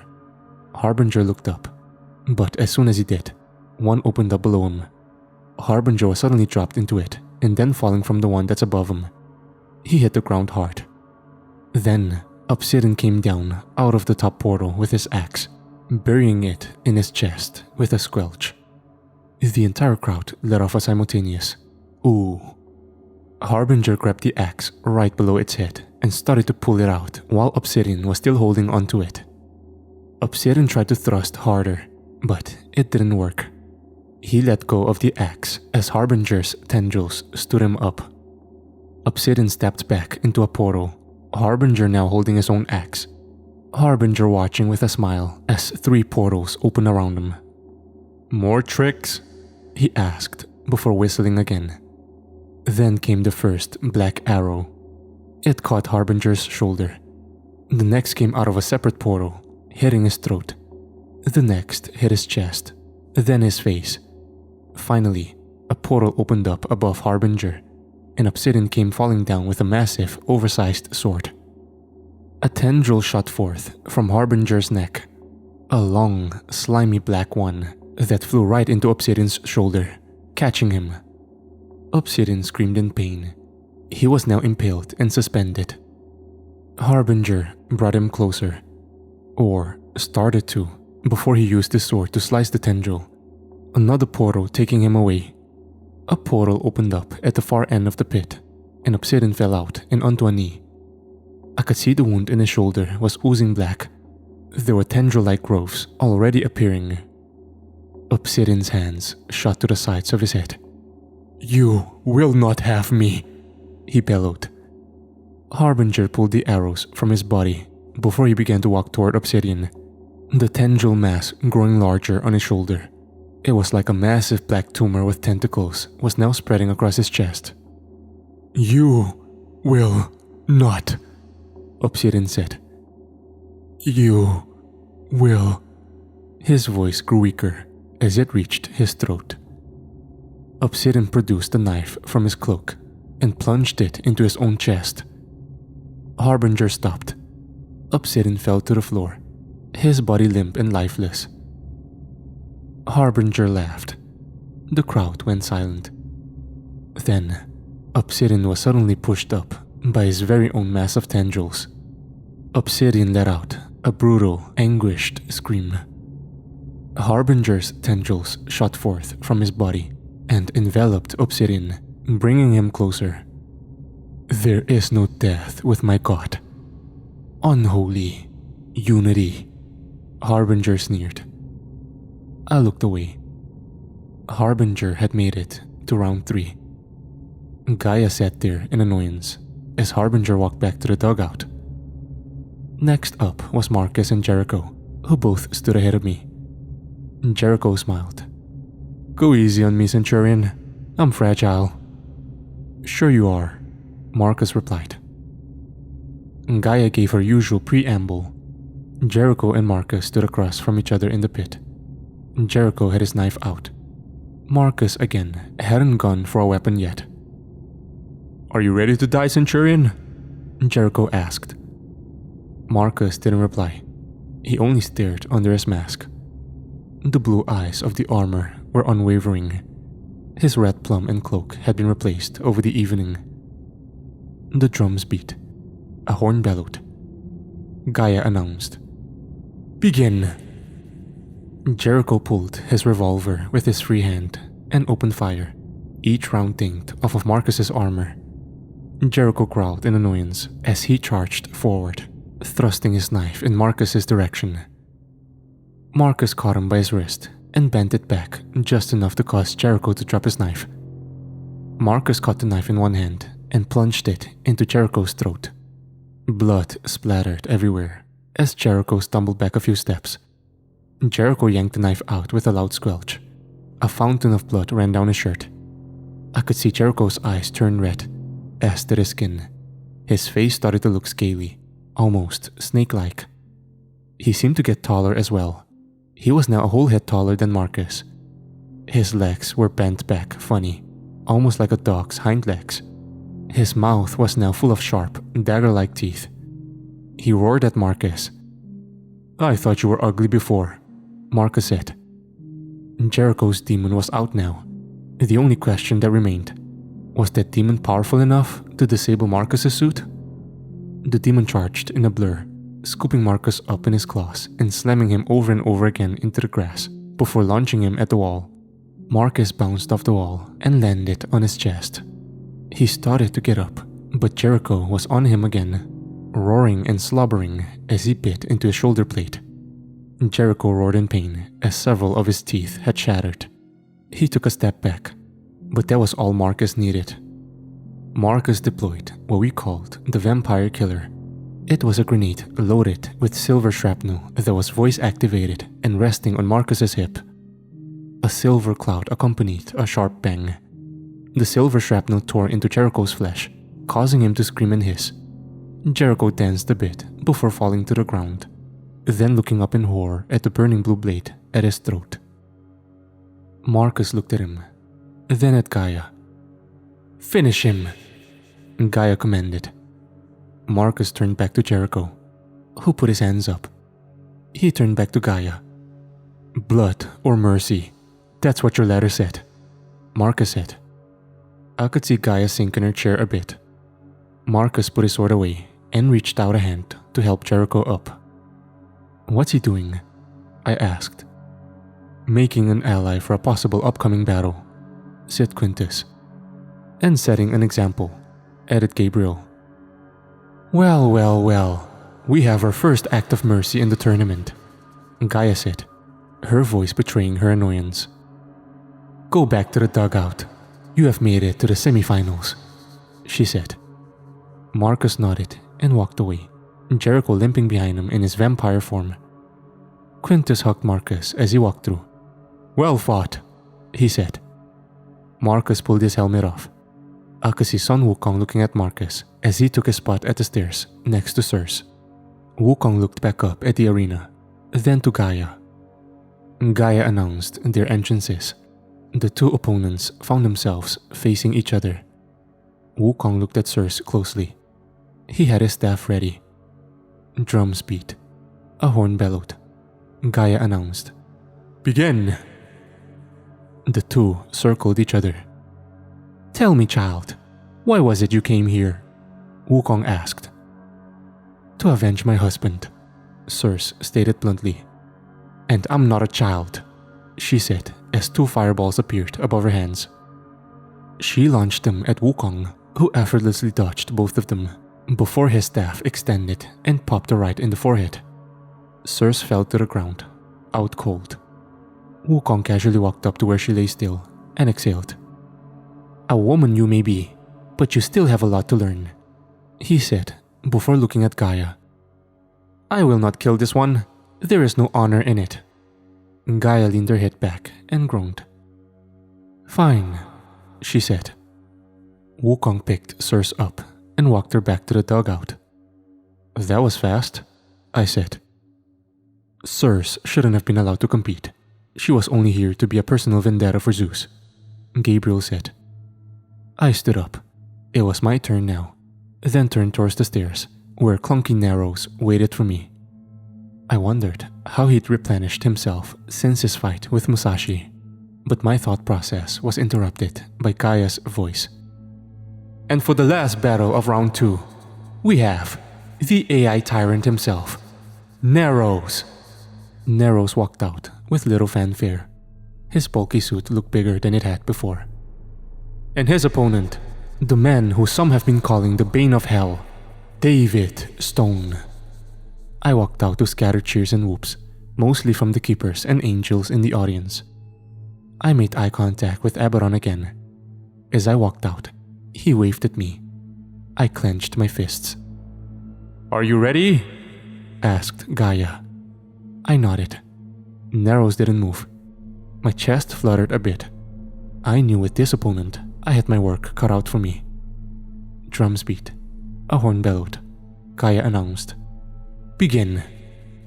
Narrows' shoulder cannon aimed at me and fired a rocket. I levitated off the ground and flew to one side. The rocket hit the wall behind me. I replied with my optic beams, which hit him in the chest, burning 2 bright white holes. I could see the shoulder-mounted rocket morph into a laser cannon. I knew I had to move fast. It fired. I flew out of the way, flying in a circle around the pit as the beam chased me, my fists glowing bright hot already as I closed the distance. I teched the helmet hard, knocking it off. The helmet bounced through the grass for a moment, the nanotech inside healing the massive dent I left in it. I turned just as the body began to morph again, this time into something more sleek, a thin humanoid shape with no head and 2 blades for arms. I looked back at the head. It had turned into a spider bot. I fired my optic beams at it. The spider bot was vaporized upon impact. I looked at it for a moment, then turned back to Narrows, who was looking at it as well. It must have clicked for the both of us at the same time, because he charged me fast and hard. He threw everything he had at me to keep me on the defensive, morphing his hands into blades, machine guns, laser cannons, all of it. Some landed, some didn't. Most were ineffective. I used my optic beams to cut one arm off during the onslaught. It turned into a scorpion bot. I cut his other arm off, then his legs and head. It got to the point where I was facing 5 or 6 smaller bots, each of which I had to vaporize with my optic beams. The last one to go was its head. I stood over it as its red glowing eyes glared up at me. I wasn't Marcus. I wasn't going to show this thing mercy. I knew it wouldn't show any of us any. I vaporized the fucker. I walked back to the pit, having secured my spot in the semifinals. Gaia lowered herself down on her throne of vines, clapping for us as she did so. Congratulations to the Final 4, she said. Now it is time to announce who will be facing off in the semifinals. For the first battle, she said as she looked over us. Let's do Marcus and Wukong, since you both want to show mercy. Which means, to wrap up semifinal combat, we have David Stone versus the Harbinger, she bellowed. The crowd roared. My heart fluttered a lot. I already didn't like this. The thought of being absorbed by that thing terrified me. I tried telling myself it was just another battle to be fought. Contestants, your combat begins at dawn. So relax, rest, feast, but don't be late, she said. We would all go to a dining hall. I was actually starving. They were serving some kind of stew that smelled delicious. The dining hall was large. It looked like it had once been the Pentagon's cafeteria, albeit everything was overgrown. Marcus and I sat with Royce at a table. Gunther was there. He was quiet and barely touching his food. I didn't blame him. I wanted to hug him. I think we all did. He stared into the distance. Royce ate like a pig. Marcus did too. The stew was delicious. I couldn't blame them at all, but my focus was on Gunther. I know you're not okay. I can't imagine what you're going through, but you can talk to us, I said. Gunther smiled softly. Father Time told me before we arrived that he couldn't see Blair's destiny beyond this event. He inhaled. We weren't sure if it was because of his powers not working right around his sister or not. I could see Royce stop eating and stare straight down at the table. We all knew he felt guilty. Gunther eyed him and placed a hand on his shoulder. You did your job. You didn't create that bastard. I don't blame you, he said before turning to me. You better kill that son of a bitch tomorrow, he said. I'm gonna try, but I'm not sure how, I said. Marcus thought for a moment. He's a class 10 parasite. Keep your distance. Burn him up with that heat vision of yours. We can't call it that, Roy said. Why not? I asked. Copyright laws. I rolled my eyes, then looked at Marcus. Are you sure? Marcus nodded. You win, and you'll get to face me in the championship. If you can beat Kung Fu Monkey, I said. Kung Fu Monkey? Asked a voice as it sat a tray down next to me. I looked up and found Sun Wukong sitting down. Circe sat down next to Royce with a bag of ice on her forehead. Jericho sat down next to Marcus. Marcus and I looked at each other, then to Gunther and Royce. Royce shrugged. Wukong put his hand on Gunther's shoulder. I am very sorry for your loss, he said. Gunther nodded a thanks. Wukong looked past me and at Abaddon, who was sitting with several demons laughing about something. This must be strange for you, sitting so close to such a dangerous adversary and being unable to fight, he said as he looked at Marcus. Marcus eyed him for a moment, then looked at Abaddon. It's not so bad, long as I stay upwind. Wukong smirked. Well, seeing as how we all got attacked last night, I figure we all may as well get to know each other a bit, since it may happen again, Wukong said. Get to know each other a little better? Asked Circe. Isn't that what humans do? Asked Wukong. I shrugged. We all know each other's stories. I escaped hell. Marcus was part of the 9th. Circe was a rebel. Jericho's possessed. And you are the king of all Saiyans, I said. No. That's Dragon Ball Z, Wukong said. I am the Monkey King, or at least, that's what they call me. I'm actually more closely related to Bigfoot than monkeys though. You know what they say about big feet? Asked Jericho. Big shoes? Asked Marcus. Jericho looked at Marcus and then got quiet. What do you want the Master Key for? I asked, looking at Wukong. My people are trapped in a realm called Wuxishun. I would like to bring them home. They were banished there with you? Asked Marcus. Wukong looked at his foot while he spoke. Banished is a strong sentiment. They banished us because we supposedly killed the Jade Emperor. Did you? I asked. I did, but only because he asked me to. Why? Asked Marcus. Ask Lilith. I know not what she bewitched him with. The table went quiet. Then came another voice, this one from behind me. Some tournament, Abaddon said as he stopped a few inches from my back. I instinctively clenched my fist. King Abaddon, Wukong greeted. Abaddon ignored him as he put his hands on my shoulders. It was such a tragedy what happened to your daughter. If only Father Time had the wisdom to let you fight in her stead, Abaddon said, looking straight at Gunther. Gunther shot to his feet, Wukong catching him as he did so. He's trying to coach you, Wukong said. I stood up, pulling Abaddon's hands from my shoulders. He looked down at me, his face wearing a wicked smile. Leave us, I barked. Abaddon shrugged. Fine, he said as he started to walk off. Then he came to a complete stop and turned around with a hand raised. If it were my daughter, I'd have killed Harbinger myself. This set off Gunter, who broke Wukong's grip and shot straight into Abaddon's face. "Don't make me kill you," Gunter barked. Abaddon looked around. "In Gaia's halls, you know violence is forbidden, which is why you had to watch the Harbinger defile your daughter." Gunter raised a fist. I caught it from behind. "Don't fall for it." "What is the meaning of this?" Gaia announced as she walked in next to Father Time. Abaddon looked at her. "Gunter and I were just reflecting," Abaddon said. Gaia looked at Abaddon, then Gunter. "Do you have a score to settle?" she asked, looking at Gunter. I hoped Gunter wouldn't, but I could tell that he was beyond angry at the moment. His face was bright red. "I wish to kill this thing once and for all," Gunter growled. Gaia rubbed her chin and nodded. "An exhibition match then." "No," Marcus and I said at the same time. Gaia looked at Abaddon, who shrugged. "I'm game," Abaddon said. "Yes, it's time someone ripped you apart," Gunter growled. Gaia nodded. A few moments later, we were in the dugout, the half-drunken crowd bellowing in the stands. Gunter and Abaddon stood across from each other. Father Time stood next to Marcus and I.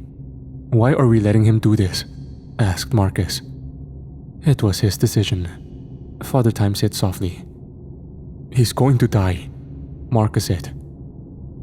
"Ladies and gentlemen, we have a special treat for you tonight," Gaia announced. I looked up at the full moon overhead. "In this exhibition matchup, we have the King of Hell himself, the son of Lucifer." Abaddon glared at Gaia.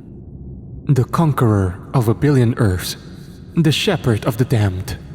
I give you Abaddon." And his opponent, the head of the Hounds of God, the Grey Wolf himself, the Alpha, Gunter. Drums beat. A horn blared. Gaia announced, "Begin." Gunter had morphed into his wolf form before the drums quit beating. He roared as he bounded forward. Abaddon stood there smirking as the snarling wolf charged him. Gunter swiped with a claw. Abaddon dodged it effortlessly, then the next blow, then the next. Gunter howled in frustration as he swiped and clawed at the King of Hell. Abaddon laughed. "It's too easy, wolf boy," Abaddon said, before backhanding Gunter into the ground. Gunter yelped in pain. Abaddon stood over him. "Bad dog." Gunter growled as he sprang to his feet. He missed Abaddon with his upswipe by an inch. Abaddon kicked Gunter's legs out from under him, and he was on the ground again. We all knew how one-sided this fight was. Gunter was out of his depth emotionally. He had fought a horseman once, but he'd lost that fight. It was also hundreds of years ago. Abaddon was toying with him, almost like a cat toying with a mouse. Gunter leapt into the air. Abaddon caught him by his throat, Gunter swiping and raking his claws onto Abaddon's arms, but they didn't even scratch the skin. "Is this the part where I'm supposed to pick between blood or mercy?" Abaddon asked as he turned to Gaia. Gunter growled. Abaddon laughed. "As if mercy was an option," Abaddon growled as he rammed his fist into Gunter's chest. It exploded out his back. Blood and spine flew everywhere. There were some screams in the audience. Gunter's body went limp. Then, Abaddon dropped him. Abaddon laughed as he walked toward the dugout. We ran to Gunter, who somehow wasn't dead yet. But he wasn't healing. We knew he didn't have long. He had turned back into his human form. He looked up at me when I dropped down next to him. He shoved something into my hand weakly. "Kill that fucker. Set my daughter." He passed before he finished the sentence. I looked down to see what he'd handed me. It was the white rose Gaia had left on him whilst he was unconscious. Gaia squatted down near us. She exhaled. "This is your fault," Marcus spat as he shot to his feet. Gaia wasn't fazed. She only looked at Marcus expressionlessly. "You're grieving. Go rest. Win your next fight." She turned to me. "Kill Harbinger. You'll reunite both of them if you do." I shot her a dirty look, then walked off. I went back to my room, where I found my wife waiting for me. My heart dropped when I saw her. I didn't want her here, not so close to Abaddon. She'd only just arrived, so she'd missed Gunther's passing. She threw her arms around me when I walked in. "I missed you," she whispered into my ear. I hugged her back. "I'm afraid you came at the worst time," I said back softly. "I heard about Gunther." I looked at her for a moment. She was in a keeper uniform, with the leather jacket and pants. She had a plasma pistol on her hip. I looked her up and down. "Are the keepers prepared for an attack?" She looked up at me, her face mired with a hint of confusion. "They haven't told you? Abaddon has an army less than 10 miles away. He says it's ceremonial, but his contestants have been eliminated. They should be gone." "How many?" I asked. 100,000 infantry. We're unsure about their air power," she said. I thought for a minute. "What did we bring?" "We have some of the fleet on standby." We chatted for a bit longer, mostly about Grace, before I finally had to go to sleep. She lay in my arms until the horn awoke us the next morning. I didn't dream that night. I knew why. I stood up and put my uniform on, my mind pondering how I was going to face this harbinger. That being had steamrolled its way through the competition. The anticipation made my chest flutter. I walked with Marcus and Royce to the pit. We took our places in the dugout. Wukong stood in the arena. He looked as if he was deep in thought. He stared at the grass beneath him. There was a chill outside. Wukong had his staff ready. Marcus had his sword and shield out. Gaia was perched between them. The drums began to beat slowly. "Ladies and gentlemen, welcome to the semifinals," she boomed. The crowd cheered. I made eye contact with Abaddon, who sat amongst his Gehenna host. "For our first matchup, two beings that need no introduction. We have Marcus Octavius versus Sun Wukong." The drums beat faster. The crowd roared. A horn bellowed. Gaia announced, "Begin." Wukong readied his staff, while Marcus readied his shield. "Centurion, Centurion, Centurion, it would be dishonorable of me not to inform you that my situation has changed. Certain parties have taken my kin, my people. If I don't defeat you, kill you, they will kill them all." My eyes shot to Abaddon, who leaned forward with an evil sneer. I wondered if it was his doing. But then again, I also remembered Gaia and her annoyance at him for being merciful. I looked at her as well. She was expressionless. Wukong pulled some hairs out from his neck and tossed them ahead of himself. 3 copies of himself appeared in a bright flash of light. 3 copies that charged Marcus. Marcus cut down each with his glowing blue sword before making his way toward Wukong. Wukong brought his staff down hard on Marcus, who sidestepped it and bashed Wukong with his shield. Wukong stumbled backward for a second before regaining his composure. He growled as he went on the offensive, swinging his staff hard. Marcus brought his shield up, but he was batted across the arena. Marcus was barely up by the time Wukong was on him again, bashing his armor with his staff a handful of times, before grabbing Marcus by his cloak and flinging him across the arena again. Marcus bounced a few times before landing on his feet. His shield collapsed back into his arm gauntlet, and he pulled his pistol. He fired several plasma bolts in Wukong's direction. Wukong dodged each of the first few rounds, but the last one hit him in the shoulder. Wukong fell back to the ground, dropping his staff. Marcus kept firing. Wukong jumped and flipped to dodge each blast. Marcus was on the offensive now. He closed the distance and began attacking with his sword.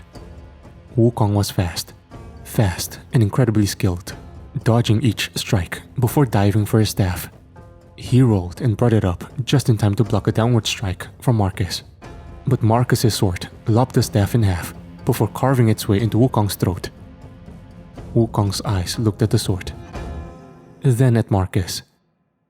"Angelic metals. Well played," he said, before coughing up blood. Wukong smiled and fell to the ground. The crowd went ballistic. "Ladies and gentlemen, I give you our first finalist of the Multiversal Fighting Tournament, Marcus Octavius." I took a deep breath as I made my way towards the steps. As I walked, a hand grabbed my wrist. I looked over. Gabriel stood there. "Be careful," he said. I nodded as I stopped at the bottom of the steps. Harbinger stopped next to me. He turned and smiled at me. "For our last battle of the semifinals, we have the Harbinger versus David Stone." The crowd went wild again as the Harbinger and I took our places. I could already feel the heat from my optic beams building up. The drums beat. The crowd roared. My heart fluttered. Gaia announced, "Begin!" I wasted no time, firing my optic beams at Harbinger's face. They stopped a few inches away, deflecting off an invisible force field and hitting the wall. I went skyward. Harbinger smiled up at me. His tendrils exploded from his shoulders and stomach. He seemingly grew in size. My eyes grew large. I fired another optic beam. This one again deflected off of the shield. I grunted under my breath. That was when the tendrils came for me, lashing out like spikes. I touched the first, then the second. I cut the necks down with an optic beam, but something wrapped around my ankle and yanked me down. I hit the grass hard before being flung around, banging against the ground over and over again before being flung into the shield wall. I fell to the ground, but stopped myself a few feet from the ground. I made myself vertical, hovering a few inches from the ground. I could see Harbinger staring at the tendril that had wrapped around my ankle. He ran his finger across it and licked it. He looked at me with a raised brow. "You're not made of flesh," he half stated, half asked. I fired another optic beam. It hit his shield. His tendrils aimed at me and fired a crimson beam. I flew to the side, the beam chasing me as I flew hard and fast around the arena. I closed the distance, my fists glowing bright white. I decked Harbinger in the face hard. The flesh on his face was shredded. I threw another haymaker, then another, then another. I followed this up by firing my optic beams. The head and torso of Harbinger were vaporized. The crowd went nuts. I kept my eyes on it. I was about to vaporize the rest when a tendril exploded from his knee and snaked around my neck, yanking me back. My beams hit the blood magic dome ceiling. I could see Harbinger begin to regenerate. His whole torso grew back until he was staring at me, his face now wearing an irritated smile. "I can't absorb you," he growled. I struggled against his tendril. I grabbed it, but two more tendrils yanked my hands away. Harbinger growled, "You're strong, but not strong enough." My eyes found my wife in the dugout. She had tears in her eyes. I could see Marcus, the shock in his face, then Gabriel and Father Time. Both their faces were indifferent. I can remember feeling confusion when my neck was snapped. The world went black. Everything went quiet. The next thing I knew, I was waking up in my bunk. I gasped for air. My eyes shot to Gabriel, who stood above me with a glowing hand. Then Anna and Marcus. I was breathing hard. Gabriel put his hands up. "What happened?" I asked. The memories hadn't flooded back. Not completely. "Easy, Stone," said Gabriel. "You almost had him. You just didn't finish the job," Marcus said. The memories came back. My hand shot to my neck. "He killed me." "Technically." "He couldn't absorb me? He said something about me not having flesh," I said. "Yes, your body is synthetic," Gabriel said. "But I can feel my heartbeat. I can feel my bones. It's a living body, my friend, just not carbon-based. Now, rise up. We don't have long. Long for what? I asked. Marcus is facing the Harbinger soon. I looked at Marcus, who looked at the ground. We all knew Marcus didn't stand a chance in this fight, but he had to do it. He was all that was left standing between the multiverse and oblivion, not only for the battle, but Abaddon's ceremonial. The army is getting closer to the city. I suspect they're going to pick a fight once the prize is presented. We have units on standby for this, of course. If Harbinger wins, we're going to bomb the shit out of him. Roy said from the doorway. Anna helped me from the bed. Will that kill him? I asked. Blair got close with those plasma grenades. You got close with your optic blasts. I think they could, said Royce. We also have Quintus on standby, with the 9th, said Marcus. I nodded and looked at Gabriel. What do you need me to do? I asked. Be ready for a fight. A horn bellowed in the distance. Marcus sighed. It's time, he said. I followed the congregation through the mossy tunnels. We passed the demon that was still strung up from Gaia's show of power. Anna held my hand as we made our way into the dugout. Harbinger eyed me as I entered. You live? He asked. I narrowed my eyes at him. He smirked and shrugged. I looked around at the dugout. I could see Father Time was in there with us, as was Quintus. I looked to Gabriel. Where's Abel been? On Earth Prime, helping the ISDD with a case involving Vlad Tipis. I raised my brow, my mind thinking of my daughter. I had known she joined them. I worried for a second, but my mind squashed the thought. If Marcus lost, it wouldn't matter. We had to focus. The crowd was noticeably smaller watching this battle. I looked up at the moon overhead. It had a strange crimson tint to it. My eyes went back to the arena. Gaia stood between them. Marcus stood in full armor. The reddish moonlight reflected off of it. My eyes went to Harbinger, who was still shirtless from our battle. He didn't have a scratch on his body though. My eyes then went into the crowd, where I could see Abaddon watching. He smiled. But the 10 or 12 demons he was sitting with had deadly serious looks on their faces. I could see Jericho sitting in the bleachers to their right. Jericho looked at me and winked. Circe sat with him. She smiled and waved at me. My eyes went to the walkway behind where Abaddon was sitting. I saw a figure cloaked in red robes take a seat. I narrowed my eyes at it. I then turned back to Gabriel. Don't look at the crowd too much. You'll give us away, he said. That was when it dawned on me. The crowd was a massive powder keg.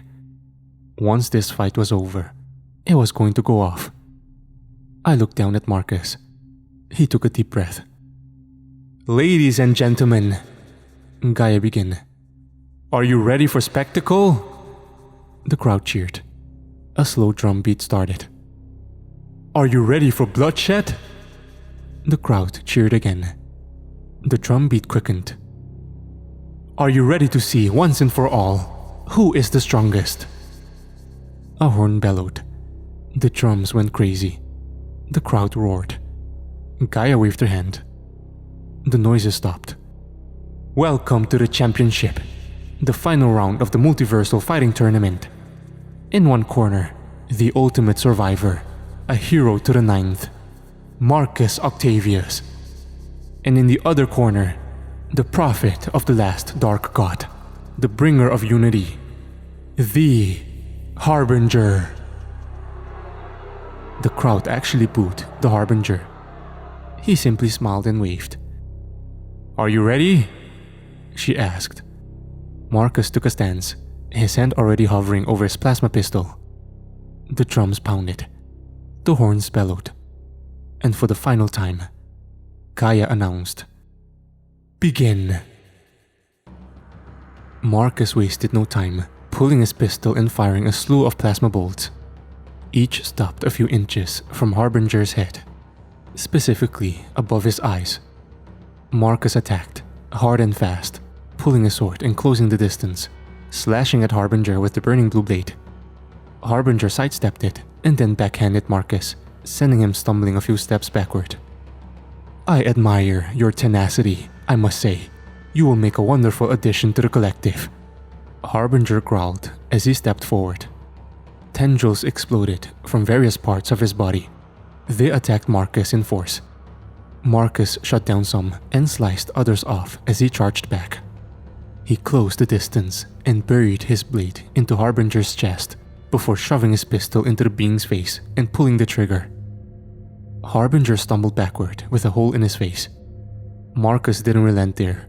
He pulled his sword and lopped Harbinger's head off, then went for a follow-up strike. But Harbinger's headless body caught him by the wrist with one hand and tacked Marcus in the face with the other. Marcus was sent sailing, his face now visible through a fist-sized hole in his helmet. A tendril put Harbinger's head back onto his body. "There's your flash," he growled. "Here's a warded flashbang," Marcus said as he launched a black cylinder at Harbinger. Harbinger caught it. It exploded with a white-hot bang. Harbinger was now very dazed and confused. He stumbled backward before shaking it off. He looked up at Marcus, who had his plasma rifle aimed at him. "That was clever, but not enough," Harbinger barked. Marcus opened fire. The plasma rifle blew several holes in Harbinger's chest before sending him to the ground. Marcus began to reach for something on his belt, but Harbinger was back up even faster than before.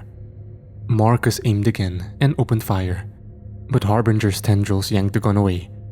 One found its way around Marcus's leg and yanked. Marcus struggled, grabbing his sword and lopping it off, but the top half of the tendril slithered up his suit, trying its damnedest to get into the hole in the faceplate.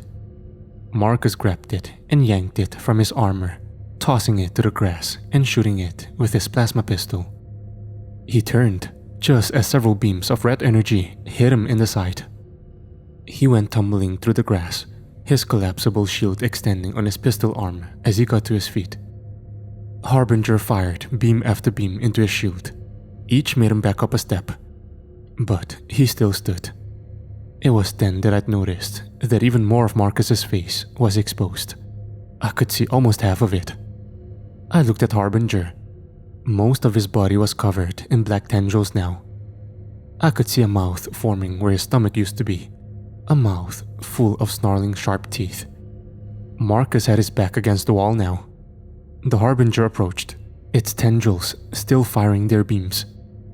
I didn't know how Marcus was going to get out of it. Then he reached for his belt again. He pulled a flashbang and launched it over his shield. Again, Harbinger caught it with an outstretched hand. His human head looked at it. It went off, but he still stared at it, clearly being immune to its effects now. He smiled at Marcus. He was maybe about 20 feet away now, and closing. Marcus charged forward with his sword and shield. A tendril smacked him to the ground. Marcus was hurt. I could tell he was hurt. He struggled to his hands and knees. Harbinger watched him closely. "It's okay, human. It'll all be over soon. Soon, you will know peace. You will know unity.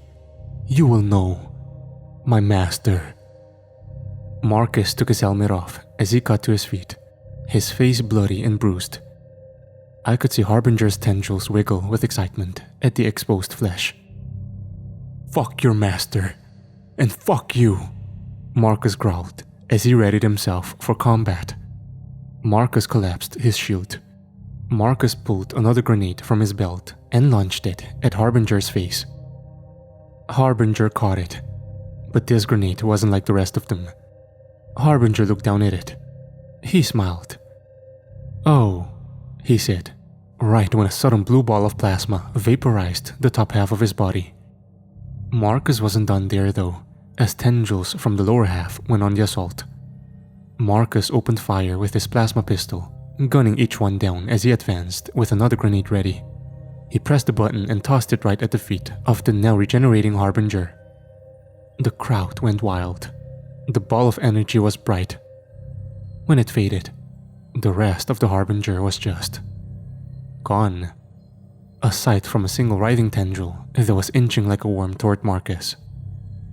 Marcus looked down on it for a moment, then without a word, raised his pistol and fired. The tendril was vaporized.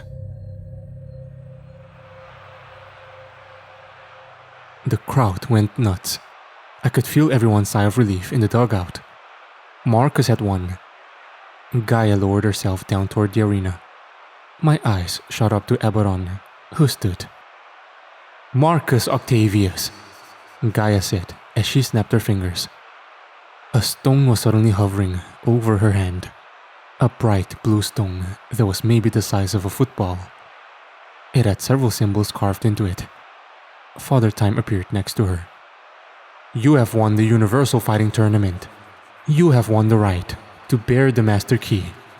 You are now its keeper, its guardian." I looked up at Aberon, who was starting to pull his sword from his back. My eyes widened. That was when gunfire erupted. Jericho had blown a demon's head off. Circe had sent a torrent of flames into another. My eyes grew large. The robed being in the back shot up and bashed one's head in with his staff. My eyes got even larger when I realized who it was. It was Wukong. Marcus must have killed a copy. That was when the arena shook. Explosions rang out. I watched as Aberon charged in, while his demons fought the 3 eliminated contestants. He barreled into the arena. I don't know what came over me. I flew out from the dugout to intercept, slamming into the King of Hell and knocking him to the ground. He rolled a few times before getting to his feet. I could hear the ships decloaking overhead as they opened fire. My hands were glowing, my optic beams charging. Aberon sneered at me. "You will not touch them," I growled. "Says you," he barked as he charged in. He and I exchanged blows in a blur.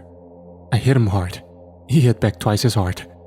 It took maybe 10 seconds before I was on the ground, his boot on my chest and his sword raised to deal a killing blow. He was about to bring it down when he looked up. There was a bright flash. I was expecting Gabriel. I got to my feet. Aberon stood there, his sword ready, and a look of irritated anticipation plastered on his face. I looked up at the angel on my right, to find not Gabriel, but Michael standing there. "Where the fuck did you come from?" I asked. "Saving Wukong's people. Now go, I've got my nephew." I turned back to Marcus and the 2 primordials. Marcus held the stone. Father Time had his hand on his shoulder. I couldn't hear what was said, but I could see that Marcus had a very serious expression on his face. I approached him. Hell's forces had gotten into the bleachers and were fighting with Gabriel and the remaining keepers. I could see armored soldiers from the 9th entering as well, each firing plasma rifles. They fought alongside bulky armored exterminators from the keepers. They made mincemeat of Aberon's demons. I reached Gaia and Marcus. Marcus looked at me. "We need to leave," I said.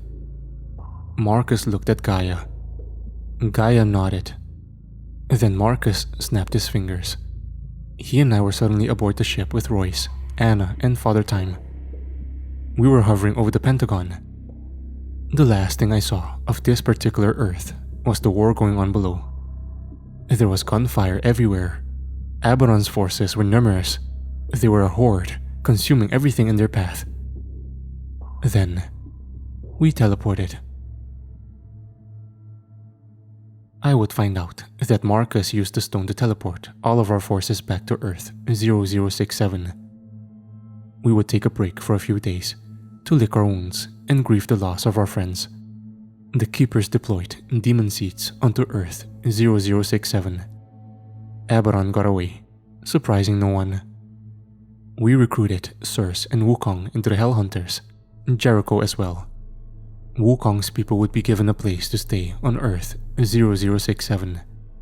The Master Key would be placed in a Keeper Vault.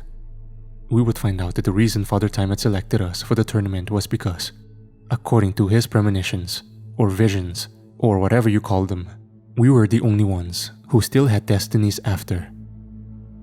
I inquired about why he wanted the tournament to continue after the hit squad that attacked us showed up. He sighed. Gaia's a complicated woman. There is a lot of responsibility on a primordial's shoulder. She'd kept the stone for a millennia, but Yahweh ordered her to turn it back over to the multiverse. Yahweh doesn't do anything without reason. Gaia needed someone who would protect it, hence the strongest. But to bestow it upon someone would be a direct violation of free will. You can't force destiny on someone. Fate has to choose it. Fate chose Marcus. You said Yahweh doesn't do anything without reason. Why turn it back over to the multiverse? If it was in Gaia's hands, it couldn't be used as a weapon by anyone. Father Time smirked. It will have a role to play, just like the rest of you. Those words resonated with me as I walked back to mine and my wife's room. I'd made it maybe halfway there when Royce caught up to me. "We have to get to the control room, now!" Royce barked as he ran past me. When I got there, I found Marcus looking up at a screen with his arms crossed. He grumbled under his breath. I could see Quintus and Abel talking. Father Time appeared in the room. He looked at Marcus, then the screen. He tilted his head to one side, then looked directly at the arriving Michael and Gabriel. "This isn't good," Roy said. On that I could agree. The room was tense. Marcus seemed agitated. I looked up at the screen, where a man in a Western-style getup was exiting a monolith. He looked terrified. The two soldiers waiting for him tried to stop him, but a red beam of energy exited the monolith and cut one soldier in half. The other returned fire. The cowboy kept running. A dark-headed woman emerged from the portal and killed the other soldier. "Ken Sullivan?" she hissed. "Your soul belongs to me." The room fell silent, until Abel spoke up. "This was taken on Earth Prime 3 days ago," he said. "How did she get through? Merlin's student destroyed the key," asked Gabriel. Marcus turned from the screen. He looked over the entire group. I could see hatred in his eyes. The seething rage. I should have known who it was based on his face alone. "It doesn't matter how she came back. All that matters is Lilith has returned."